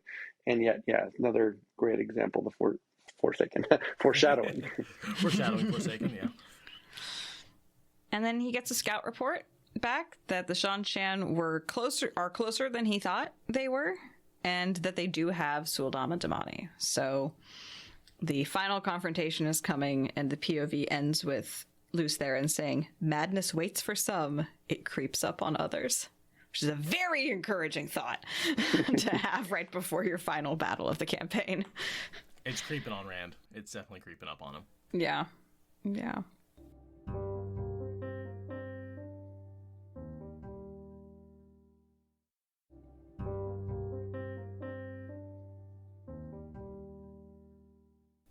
And then we switch perspectives back to Mirage, who is not dead yet. Not dead yet. Dead, but not yet. And they are marching east, and he is carefully not cannon foddering himself. He thinks about how being a little back from the front is the wiser choice for a general. Doesn't save him in the end, but it is smart. It is smart. This is the introduction of Ablar Yulin, who I talked about in the beginning of the podcast, who will be an important general going forward, but not necessarily in this chapter. And then we talk about the Sane Jarath, who never shows up again, is completely irrelevant. Those two characters are introduced right next to each other. This woman gets more screen time, but it's Yulin who literally orchestrates the attack on the tower and is critical to unraveling Grandal's plans to mess with things it's Amagi's plans to mess with things with the Seanchan. But they both get introduced here. Like, they could both be throwaway characters. Like, you wouldn't know at this point. You wouldn't know which one to focus on. And one of them shows up repeatedly, and the other one never shows up again. That's probably, I know Brandon's talked a lot about how when he got to those books, he would say things to Maria like, okay, I need a Seanchan general. Like, he probably had in his mind that there's going to be an attack on the White Tower. He's going to write this scene. And so he probably sent an email to Maria saying, I need the name of a Seanchan general who could lead the attack on the White Tower. And they went back, researched, found this name, and perfect. There's nothing else about this character. Use this name, and here's what we know about him so far. And Brandon runs with the rest. I mean, that's how the last three books were written. Yeah, I mean, my biggest complaint is that didn't happen more, that we didn't have more of these characters who were introduced. And I understand why. Jordan was introducing characters like handfuls of candy, like, oh wow, a couple of characters, yum, I understand why it's so hard to resolve those, but I wish either he had introduced fewer characters or that more of those characters had gotten arcs and conclusions to their, so many characters. Last mentioned Knife of Dreams. Yeah, that's it. Yeah. Yeah, there's a couple schools of thought with when it comes to the writing side of it. The meta side here is that some writers like Jordan were big on, that was one way that they expressed the hugeness of the world. Is that you've got all these different characters out there, and you're right, some just vanish, and that was by design, and some are unresolved, and that gives a scope to having the world. The other thought is that a lot of writers lean into is everything is interconnected because that makes them more interesting. And so, this, and in more extreme cases, like, this character would also show up later and be related to Turok, who in turn was the descendant of, Tuon, which really makes them, Matt's brother-in-law or whatever, they're all super tightly connected, and you reuse characters as often as possible. Like, if you need a Seanchan, if you need someone to attack the tower, then, you go and get not someone who's more obscure, but something really important or something. So, well, it's like I go back to Pater and Millie Skane, who were Eye of the World characters who later got big arcs, and that was a real good payoff. That was characters, good. That was a really good way to do that, and I would like to see more of that. Yeah, that's all. Millie Skane, I had forgotten about her. What was Millie Skane's? Well, she changes her name to shit. What did she change her name to? Avarhin. Cheyenne Avarhin. Yeah, Cheyenne. Yeah, that's right. That's right. Yeah, I remember her. She's the one with the hot knife that tried to kill Matt, and he put it in the bucket of water and it hissed. And then later he recognizes her in the circuit in Abu Dar, the Silver Circuit, I think? in Abu Dar. Yeah. And she's got and he follows her with the feather in her hat. And then she has a really cool arc. And then later she ends up drowning boars with the wine. Yep. that would have been cool if, like, in the TV show for the Dana character, Dana character who was at the bar and ended up, like, that would have been cool if that was like a Millie Skane, like, you know. That. Oh yeah, if she hadn't died, probably we would have ended up being like, is she actually Millie Skane? Right. That probably would have been where all the fans would have oriented towards. I have a feeling that, like, you know, Millie Skane doesn't make the cut for the TV show and lives on, you know, in the form of, you know, spiritually lives on as, you know, Dana's. I don't know. Season 1. She might not be dead. She only had a sword through her throat, and we've seen so many characters come back in the show from the dead. It's entirely possible that was just a fake out death. You know, like, that was only a sword through the throat. That's entirely survivable in the show. Mm-hmm. It's true, actually. So the reason why we're talking about these guys is because they give us some sense of how the army is doing, and the Suldam Lasane is very calm, and she's not supposed to be calm. So Yulin knows that things are bad, or no, Mirage knows that things are bad because she's calm, and it's all about the Suldam sickness and all of that, and he tries to talk with her about it, and it goes nowhere. And he doesn't talk with her about it; he just thinks about it, and it goes nowhere. There's a lot of worrying. This chapter has a lot of worrying. Just pointless running in circles worrying. I think because he's like, yeah, we're going to depend on the Suldam. And the Suldam like, oh, shit. Like, the leader of the Suldam is like silent and revealing nothing. Poker. It's like, you never have a poker face. Why are you poker facing? This is bad. And then she starts to sweat when, you know, which is definitely a sign of stress in Jordan's world. Right. And he's like, I don't want to rely on luck. Oh, looks like my luck didn't come through. This is bad. Both sides are feeling very on the wrong foot as they walk up to this final confrontation. Which I imagine would feel very accurate to, you know, real life and battle situations, and especially to Robert Jordan's experience. Yeah, particularly in the we don't know the terrain, and the enemy combatants look like the locals, and this is not a traditional cavalry lines charging each other where we both agreed on a time to do this. This is just like jungle warfare, and neither side is at their best. This might be the chapter with the most distinct POVs in it, by the way, because we're 1, 2, 3. I see 9 different POVs. Now, some of them are repeat characters, but yeah. It's a lot. He's bouncing around a lot, which, you know, I guess he's trying to show us the fog of chaos of war. Yeah, chaos of war. Yeah, and lots of different perspectives because no one person actually sees even most of the battle. So we have to jump around if we want to see most of the battle. And yeah, this is, we go into Bertome, Saigon's head. So this is a Kyrianan, and he's thinking politics and having his opinions about characters we're used to seeing in one light. And now he's thinking about them in a different way. You know, it's not that Kyrianan are small, it's that everyone else is huge. It's not that Kyrianan are somber, it's that everyone else has riotous clothing choices, right? Like, it's POV, Robert Jordan's wheelhouse, POV writing. And to be honest, there's only one thing that I think is important in this entire POV, and that's when he rides up on Wiramon and Gedwin. Yeah. So I'm going to read that. Absorbed in one another, Wiramon and Gedwin did not hear him riding up on them. Gedwin was idly playing with his reins, his features cold with contempt. The Terran was red-faced. I don't care who you are, he was saying to the black-coated man in a low, hard voice, spittle flying. I won't take more risk without a command direct from the lips of... Abruptly, the pair became aware of Bertome, and Wiramon's mouth snapped shut. He glared as if he wanted to kill Bertome. The Ashamon's ever-present smile melted away. The wind gusted cold and sharp as the clouds drifted across the sun, but no colder than Gedwin's sudden stare. With a small shock, Bertome realized the man also wanted to strike him dead on the spot. So, I mean, I think they are saying probably... I don't think Taim. I think they're going with, like, Demandred. Yeah, I would agree. I don't think that Wiramon would give a shit about Taim's orders. I think he wants direct from the lips of Demandred. Yeah, because probably Gedwin is saying, like, well, I'm second to the Mahale. And he's like, I don't give a shit about the Mahale.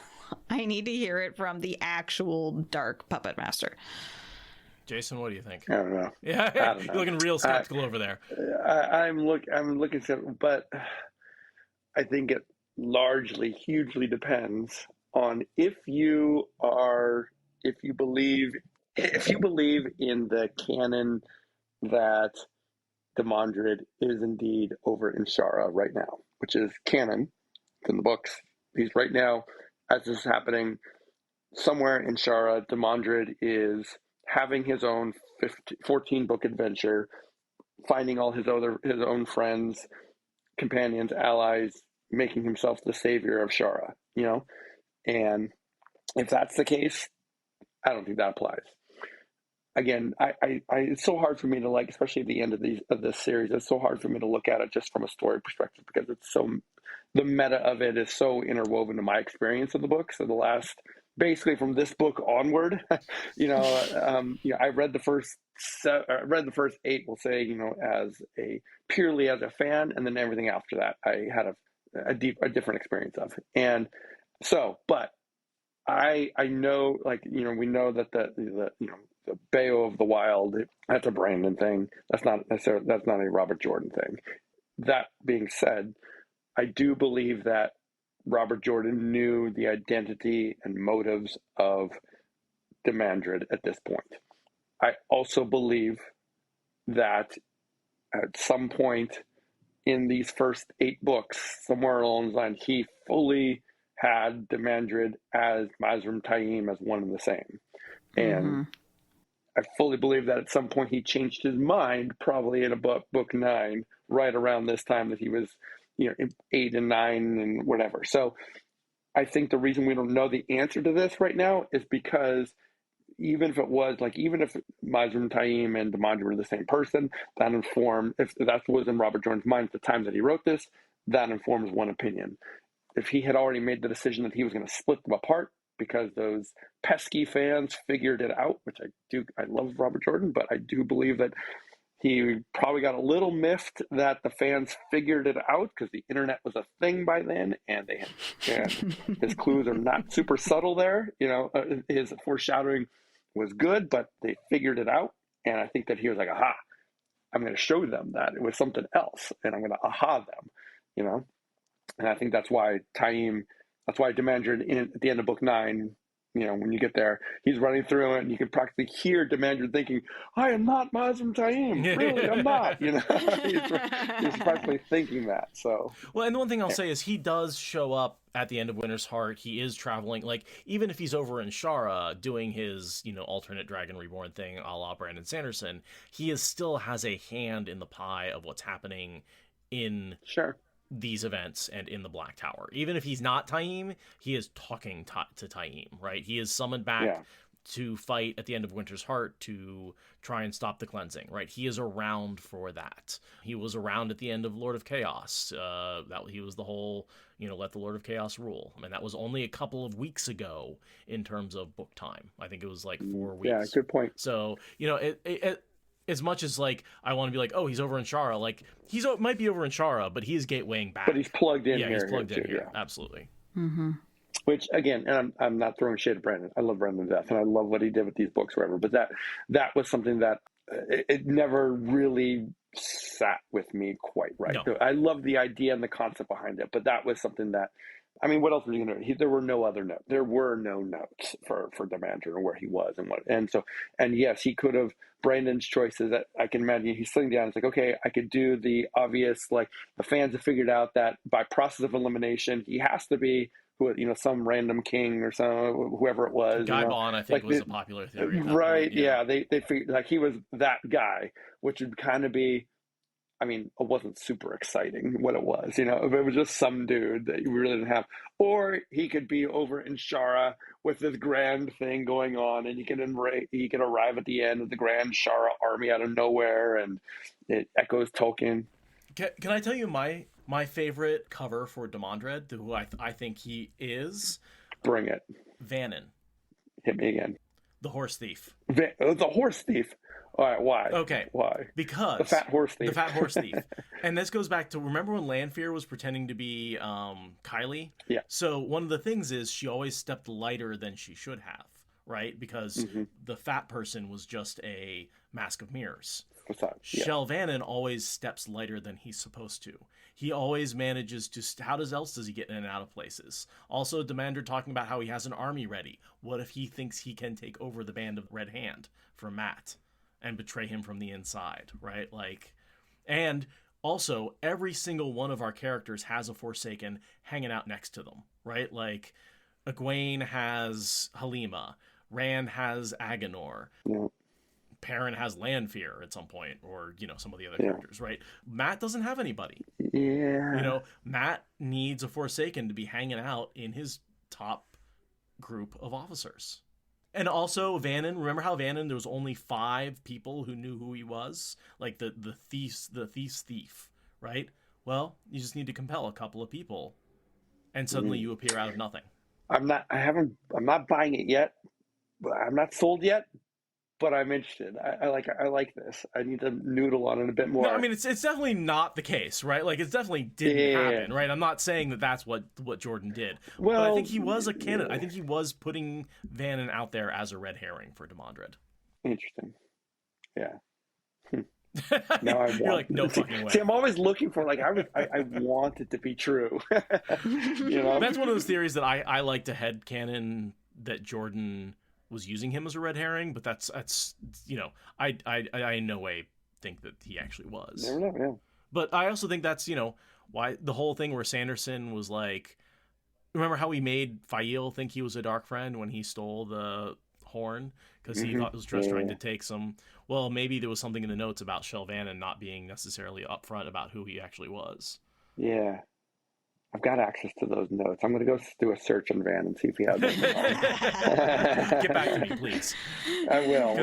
We'll chat. This is one of those theories I like to bring up whenever Vannon pops up. And it's one of those things where I kind of brought it up as a joke like a long time ago, but every time we run into Vannon, it kind of works really well.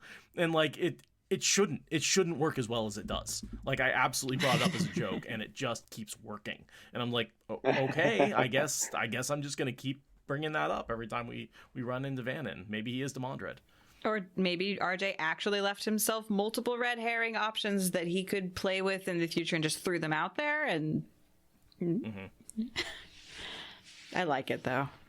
It's one of my favorite pet theories. Side note, I've got access to these notes here, and I'm looking, and like there's got to be like 100 PDFs of these things that are just scanned, like literally file names like Ramblings of the Storybox 81.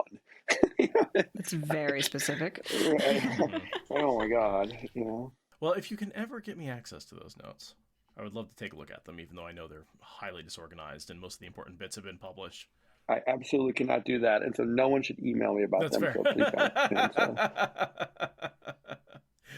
So they go charging into battle, and we POV switch to the other side of the battle, actively post-charge, mid-charge. There's lots of battle cries. We have a battle cry transition from one POV to the next, basically.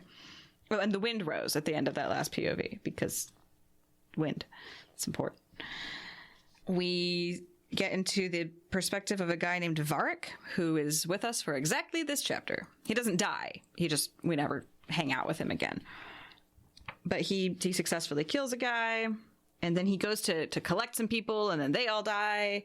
He's the highest ranking person in his immediate vicinity. So he's trying desperately to find someone with a higher rank so that he can pass off responsibility and go back to just following orders. Because right now, he is the chain of command, and he does not like that. I like that he killed a pale little man. On a nice bay horse? Yeah, and that's clearly a Kyrianan. Yeah, it's absolutely a Kyrianan soldier. Lord, probably, because he had a really nice horse.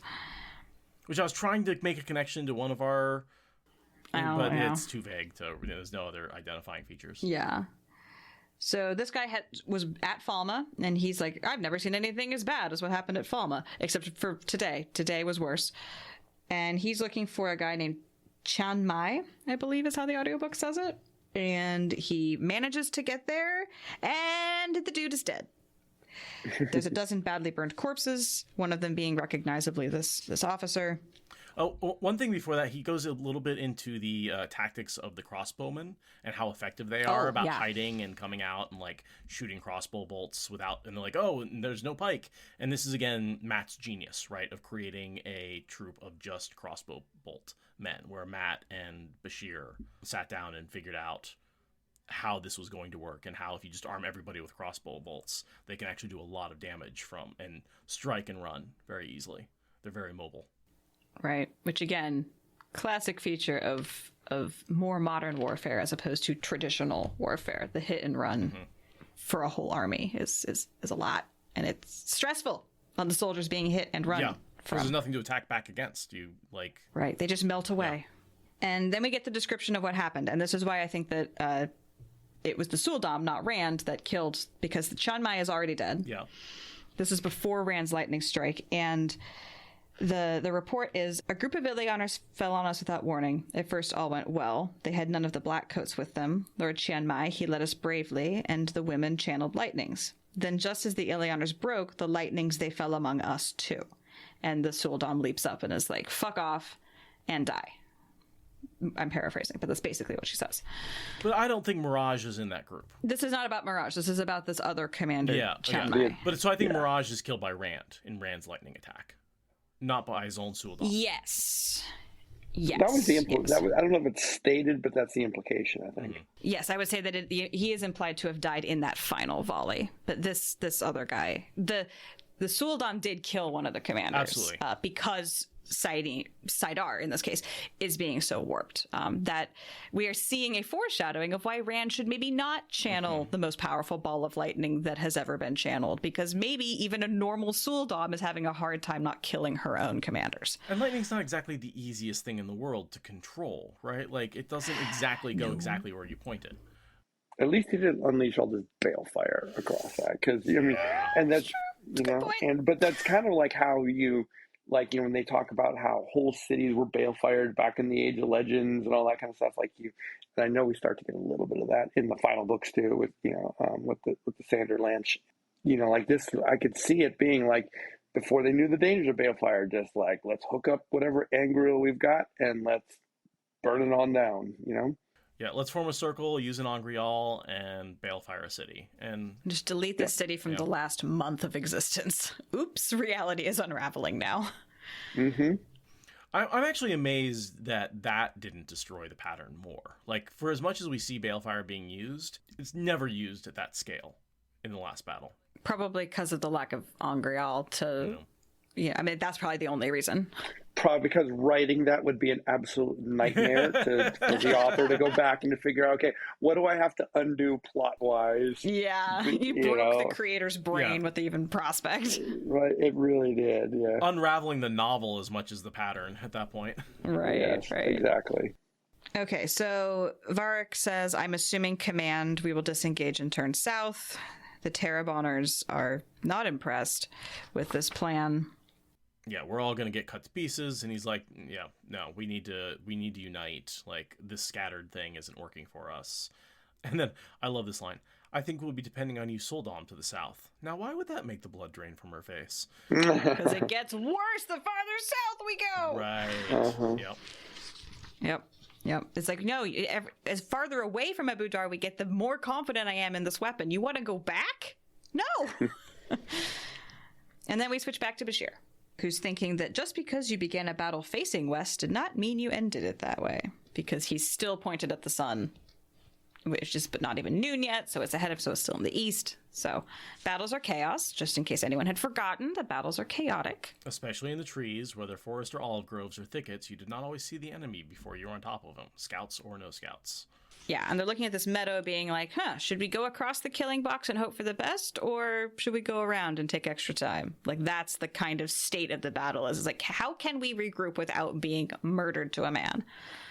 We've got argument. It's just bickering at the edge of the trees. And then they go around eventually, because... And we're seeing the Asha'man getting more tired. They're less likely to grab the power. They're less likely to use it. They're worried. It's becoming harder and harder for them to hold on to their weaves because they are getting tired.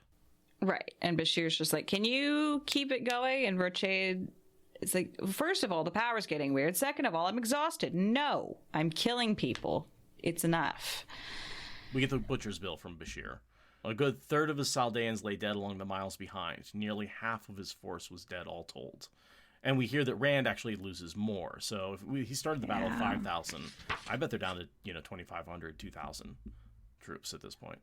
And he says that he's been patterning his strategy off of the Trolloc Wars, which is where you have an extremely asymmetric amount of numbers. And like, despite that, we have this much death. It's like, yeah, you're running out of pieces real fast for this game. And he says he hasn't seen this many dead since the Blood Snow. Nice callback to that one time that Rand was born in the middle of a war. Right. And yeah, Rochade is then arguing with the Ashaman. The POV ends with the Ashaman all collected together and arguing in a way that we don't know what they're arguing about. I'm guessing about what to do with the wobbliness of the power. And also, like, hey, two of us have already died. There's not that many of us, right? Like, this is a death sentence. What are we doing? This doesn't make sense. Mm-hmm.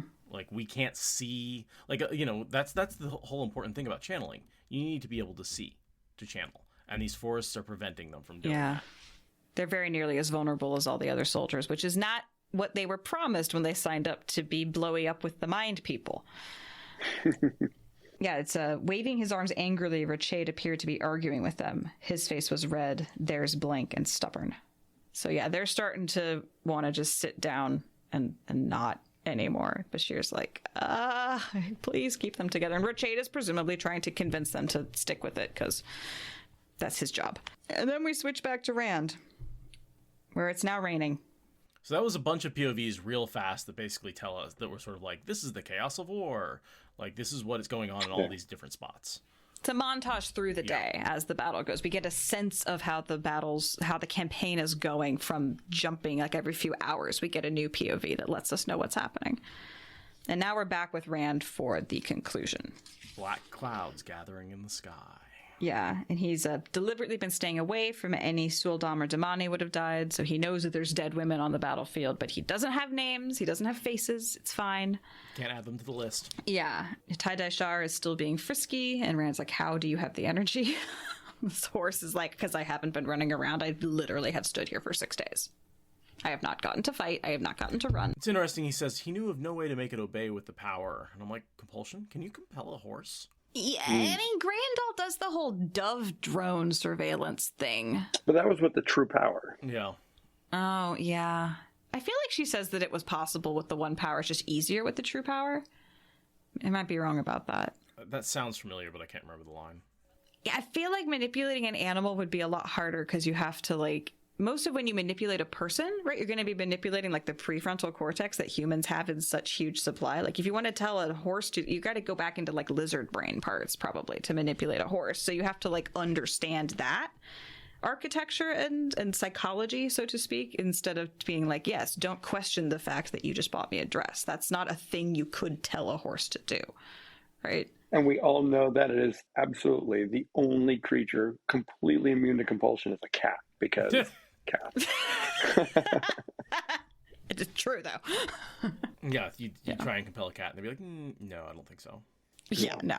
They already think they're perfect and godly and on top of the world. You can't take that away from them. Which is also why Nynaeve can't be compelled very easily. Yeah, correct. She is referred to as an angry cat on multiple occasions. But yeah, I agree. It's Jedi Pants that the manipulatee has to be sentient or near sentient, so it'd be easier to do like an ape versus a horse. So yeah, but I also you could probably like shackle a horse and be like, well, you can be upset, but you can't move. Mm-hmm. So. And we get that Adley also messed up and let the power slip, so we've seen both Saidin and Saidar be out of control. We've seen channelers on both sides lose control. This is not something that is just, they're playing with fire and matches and gasoline, and it's spraying everywhere. Like, this is very hard to control. Yeah, and he killed, like, over 60 people in this accident just with fire. It's a really good indication that Rand should power up and send lightning everywhere. But yeah, Rand is wondering if there's been other accidents that have happened in this way out of sight. Yes. Yeah. And fortunately, it's on both sides. So statistically, it's probably evened out in terms of casualties from friendly fire. The only thing they've got going for them is the fact that there are so many more of the Seanchan than there are of them. So even if he lost all of his troops, it wouldn't be that big of a loss compared to what they've done to the Seanchan. So and plus they're the people he kind of wanted to die. He's like gathering all his enemies together and using them as cannon fodder. But also Ashaman are incredibly expensive, so to speak. So he, don't want to lose too many of the people you brought to the party. Yeah. And there is a discussion in that prior POV that we skipped past about how, like, I think we're being sent into a meat grinder. The Lord Dragon wants us to die. I don't think so. He's risking his Ashaman. Like, that discussion does happen in our Kyrian and Lord POV. And, I mean, I think it's a little bit of column A, a little bit of column B. Like, he doesn't want them to die too fast, but he wants them to die before anyone else on his list of allies. If someone's got to die, might as well be you. Like, I still want you to be an effective fighting force, but... Right. Yeah. But yeah, he's putting Ashaman in them. Like, he does not intend for the legions to be wiped out wholesale. Anaela asks if they can go home yet. The Shiva, far from looking vague, seemed on the point of sweating with concentration. Rand says, I'm going to drive the Seanchan into the sea again. And LTT is like, do you have the Horn of Valir this time? I know, I like that. Yeah, LTT is in a snarky mood today. Very much so, yeah. And he's like, you had, the heroes of ages to help you last time. And it was a smaller force, and they were... And it was a smaller force, they were in a city where they were concentrated. It was like, this is a very, very different situation. Mm-hmm. And then Bashir rides up and says, I've called it. I have called the battle. We are going home. And Rand gets real pissy about it. And Bashir then does the sweep out over the forest. They're out there somewhere. I can't point to a particular spot, but there are 10, maybe 15,000 close enough to see from here, with maybe another, 25,000 beyond sight. Because I think there were 40,000 troops was the number, at least at the beginning of the day. They may have lost a fair number of them. Mm-hmm. And there's your callback that we're talking about, to the Vietnam stuff of just that jungle warfare or forest warfare, I guess, in this case, where, they're there. You just can't see them because they're all behind bushes and trees. Yeah. Or underground. Yeah. They're not all in one spot. They're scattered. Mm-hmm. You can't attack one location and get them all. Yeah. And he keeps reaching for Kalendor, and then he grabs it, basically. He's like, I shouldn't. Yes, I should. Yes, I should. He has like the evil Kermit meme moment. Yeah. Do it. Do it. Do it. And this Emperor, yeah. Bashir definitely respects the opposing general. He's like, he's been too smart. He's thought too fast. Mirage has actually done a very good job of blunting some of the attack that Rand has, he knows how to fight channelers, right? And that's to Rand's very much disadvantage. Like, he's spread out in a way that makes him hard to attack. Yeah, Bashir. We see this a lot with Matt in the last battle. Like, the generals are having a conversation through how a battle campaign goes. Like, they are talking to each other in terms of how the strategy plays out. And Bashir's like, no, this guy's good. Mm-hmm. We have been in conversation all day, and this guy is good. We need to leave. And then I love this. Nobody stands nose to nose with the Dragon Reborn, Rand growled. The Forsaken could tell him that wherever he is. Right, Flynn? Deshiva? Flynn nodded certainly. Deshiva flinched. Deshiva flinched. Yep, last time Deshiva stood nose to nose with Dragon Reborn, he got burned out. Yeah. Burned to a crisp. But yeah, it's basically ego that makes Rand say, you think I can't do this? Well, watch this. Yeah, totally. Let's see if he's surprised by Kalendor in the hands of Dragon Reborn. Whips out his, excuse me while I whip this out. Yeah. Oh, God.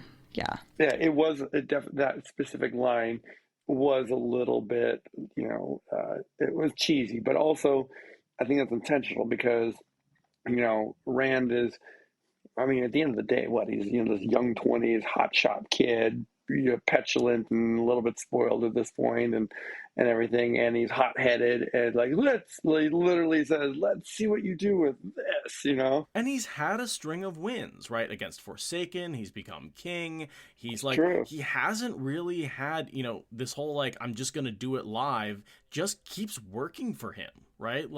He's had very few failures. Maybe his failure, and it's one of the reasons why he hasn't used Kalendor, is one of his few failures is the failure to resurrect that little girl with Kalendor. The little kid, the little girl. Yeah. That's probably the only one of his only real failures.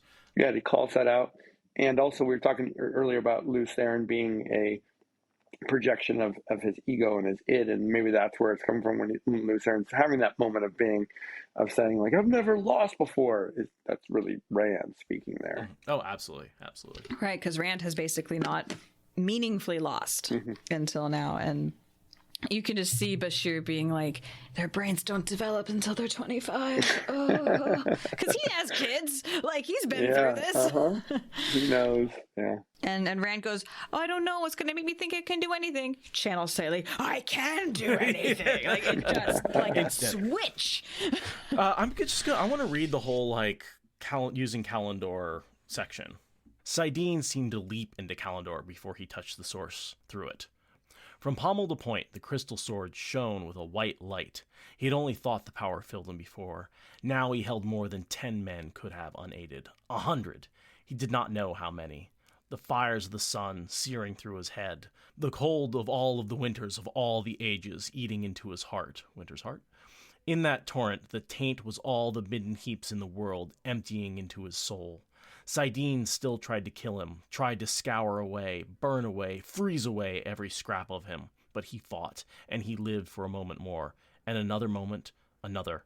He wanted to laugh. He could do anything. Once, holding Kalendor, he had made a weapon that searched out Shadowspawn through the Stone of Tyr, struck them dead with hunting lightning wherever they stood or ran or hid. Surely there must be something like that to use against his enemies here. But when he called to Lewis Theron, only anguished whimpers answered, as if that disembodied voice feared the pain of Saidin. With Kalendor blazing in his hand, he did not remember raising the blade overhead. He stared at the hills where his enemies hid.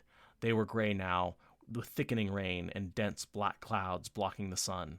What was it he had told Egan Pedros? I am the storm, he whispered, a shout in his ears, a roar, and he channeled.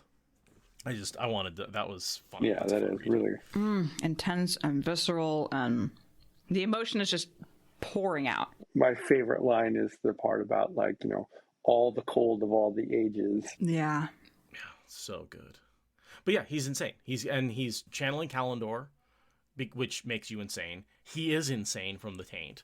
He's getting taint dumped into him, is dealing with, the doubling of everything, which doesn't seem to be much of an issue here. And he's dealing with, Saidin and Saidar being absolutely uncontrolled. So I think that the power gets completely out of his control, and he's so nuts he doesn't even realize it. Yeah. I don't think he does more than start the lightning, and then it's immediately out of his control. Mm-hmm. And we see, even after it gets knocked out of his hands and he lets go, it still pulls for a few more heartbeats. Like, Saidin wants to go. Mm-hmm. It has a level of agency that it shouldn't, and Kalendor enhances that, and it goes. It kind of reminds me of a capacitor when you unplug your TV, and it's like, don't immediately touch the capacitors. They can still kill you, right? There's a lot of power that takes a while to discharge when there's that much power, and Kalendor works as that sort of capacitor that absorbs that power and then lets him discharge it all at once. Yeah. And do you notice that he screams the name Shaitan in the middle of all this? Yes. It's like, maybe he's calling it straight out. And I also noticed, I remember noticing this the first time I had read it years and years and years ago, that this was, Jordan had been hitting us with the whole "the storm is coming" metaphor. I think the last time when we talked, he says it like 40 freaking times at the end of Crown of Swords, right? It's a building up. But now that he's laid it on heavy with us, the storm is coming, and Rand says, like, I am the storm, and then we get more storms in book 9 when it literally starts storming, and then there's a whole book to gathering a storm. It gathers again, and then the whole the opening pages of Gathering Storm, where the farmers are being like, a storm's coming, let's have last battle. Mm-hmm. But then they're referring to the last battle. Oh, that's right. Yeah, everyone seems to. Which book was it that everyone began talking to themselves, and everyone seemed to always say the same thing. Yeah. That was book 7. That was book 7 thing. Yeah, I creeped. I think that was the first Sanderson book, the prologue of that one. Yeah. Was that the prologue of it? Okay. Yeah, and it was starts. Earlier too. Yeah. Okay. All right. But it starts books and books ago. The first time that the phrase "a storm is coming" randomly is books and books ago. It goes back even to Nynaeve and her storm sense, like back in Eye of the World, when she's talking about listening to the wind. Yeah. So. Yep. Yeah. Which, of course, all the books open with the wind. And a wind did rise in this chapter explicitly. So, but yeah, this is when Bashir just bodily tackles Rand off of his high horse, and Rand gets up and continues screaming obscenities to the sky. And that's when he says Bashir Shaitan. knocks him down. And then Bashir, the world doesn't shake. Bashir just knocks him over again, just completely tackles him, and he lets go. The power continues to rage in him, and then Bashir gets off of him, and Rand's like, sits there silently and is just like, yeah, I shouldn't have done that. You should get us out of here. Thanks. And just sits there in the rain, just letting loose there in rage and have this temper tantrum. And he's just holding the crown of swords and Kalendor in the mud while Bashir takes care of everything. Yeah, I'd love to see that. I'm sure there's some fan art out there of that moment. That's a great moment of Rand in the mud and the rain and the sad Rand with droopy crown and sword, Reminds me of after the first bubble of evil when he gets cut up by the mirrors. Yeah. And he's all the glass and shatters. Exactly. Yep. And the feathers are all around. Yeah. The feathers. And he sits and thinks about a farmer named Randall Thor. Yep.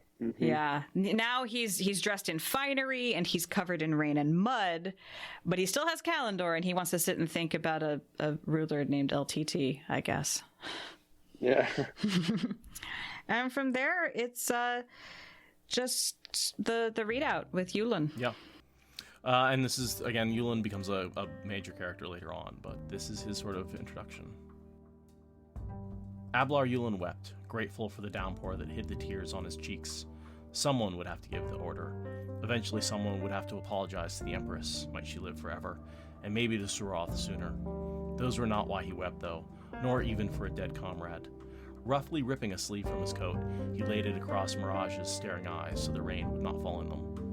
Send out orders for retreat, Yulin ordered, and saw the men standing around him jerk. For the second time on these shores, the ever-victorious army had suffered a devastating defeat, and Yulin did not think he was the only one who wept.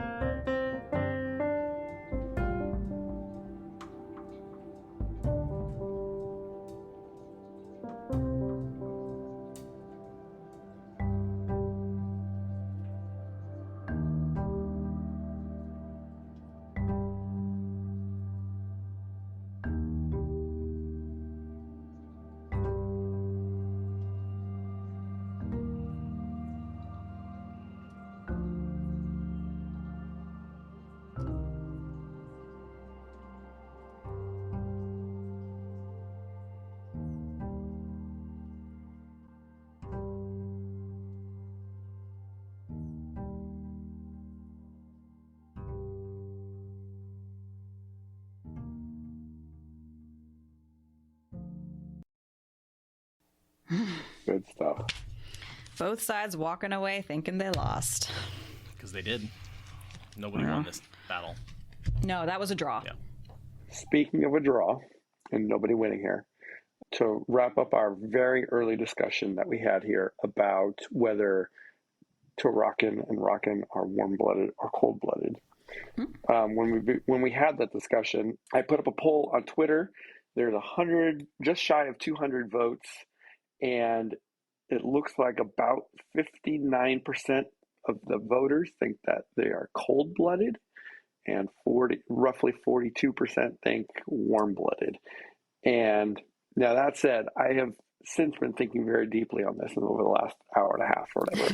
And I'm pretty sure someone made a point on there that don't we see Rakan or Turakan in the far snows in that scene? Yes. And that chapter. So if we do the snow, that would imply that they're probably warm-blooded, you know. So, and I'm going with warm-blooded, although, again, just about 59, almost 60% of the voters think it's cold-blooded. So what do I know? I mean, voters are idiots. That's all I'm going to say. The polls are wrong. The polls are wrong. The polls are wrong. Polling is flawed. The polling is still going to be open. It's one of those 24-hour Twitter polls. So it will be open one more hour or one more day. Well, if you're listening live, go fix that. Go vote on Dragonmount. Go have an intelligent discussion in the comments on Twitter, which we know is a very reasonable expectation. Absolutely reasonable. Are the people wrong? No. Am I out of touch? No, it's the people that are wrong. Yes, it's not. I'm not insane. It's just the voice in my head. Right. That's the one who's insane. Duh. No, that's awesome. That's a great poll. Thank you for doing that, Jason. That's awesome. And thank you for being on this chapter. This was really, really fun and long as per usual, but this was great. Thank you so much for coming and bringing your insights. My pleasure. I'm so glad that you saved this chapter for me. I was excited to talk about that experience back in San Jose. So, and as always, I'd love to be back. So, bring me on back for more books and more chapters. Absolutely. Will do, Jason. Absolutely. A little bit of housekeeping to start off. Just want to apologize for not being on last week. I did start a new job, and the schedule on orientation is not what my final schedule is going to be, so I wasn't able to make recording. That was entirely my fault, and so I had to ask Jason to delay a whole week. We were originally going to do this last week, and he was nice enough to come back on this week. That's okay. This chapter was long enough. It took me that extra time to read through it. Yeah, it's a long chapter. Another piece of housekeeping is neither Seth nor I are going to be at JordanCon. So for those of you who are going to be holding us to our promise to come that we made many an episode ago, sorry, that's not happening. Hopefully we'll see you at WatCon, though. So, yeah, have fun at JordanCon this weekend, but we won't be there. Yep, we do still plan on coming to WatCon. FOMO is real. And Jason, you are also not going to make... Yeah, I'm not going to be at JordanCon this year, but I shall return. I shall go for the first time someday. Excellent. You're missing out already. It is a lot of fun. I am. I know. I lifed really hard for the second year in a row and whatever. Plane tickets got expensive, guys. Like, from Portland, West Coast to East Coast, it is not cheap.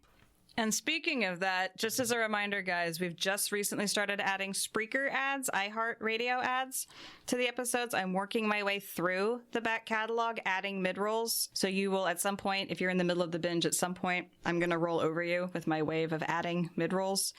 I am open to feedback about how that's going, stylistically and content-wise. It's trying to make it so plane tickets are less of a bite next year. But we do care to do it in a way that's not horribly abrasive to your sensibilities. So just so you know, that is an active, ongoing process, and I'm definitely open to constructive feedback about that. Couldn't sell out to Amazon, but, We tried real hard. Anyhow. But yeah, all those ads are coming through Spreaker. We don't have a lot of control over those ads. We give them some very broad categories. And we're not doing those ad reads ourselves, so, I don't necessarily endorse any of those products. Just putting that out there. I want to do some ad reads, but that's down the road a piece. Okay, that's enough meta. Thank you for listening to the Wheel of Time Spoilers podcast. Rate us in the Apple Podcast app or support us on Patreon. Is that good enough?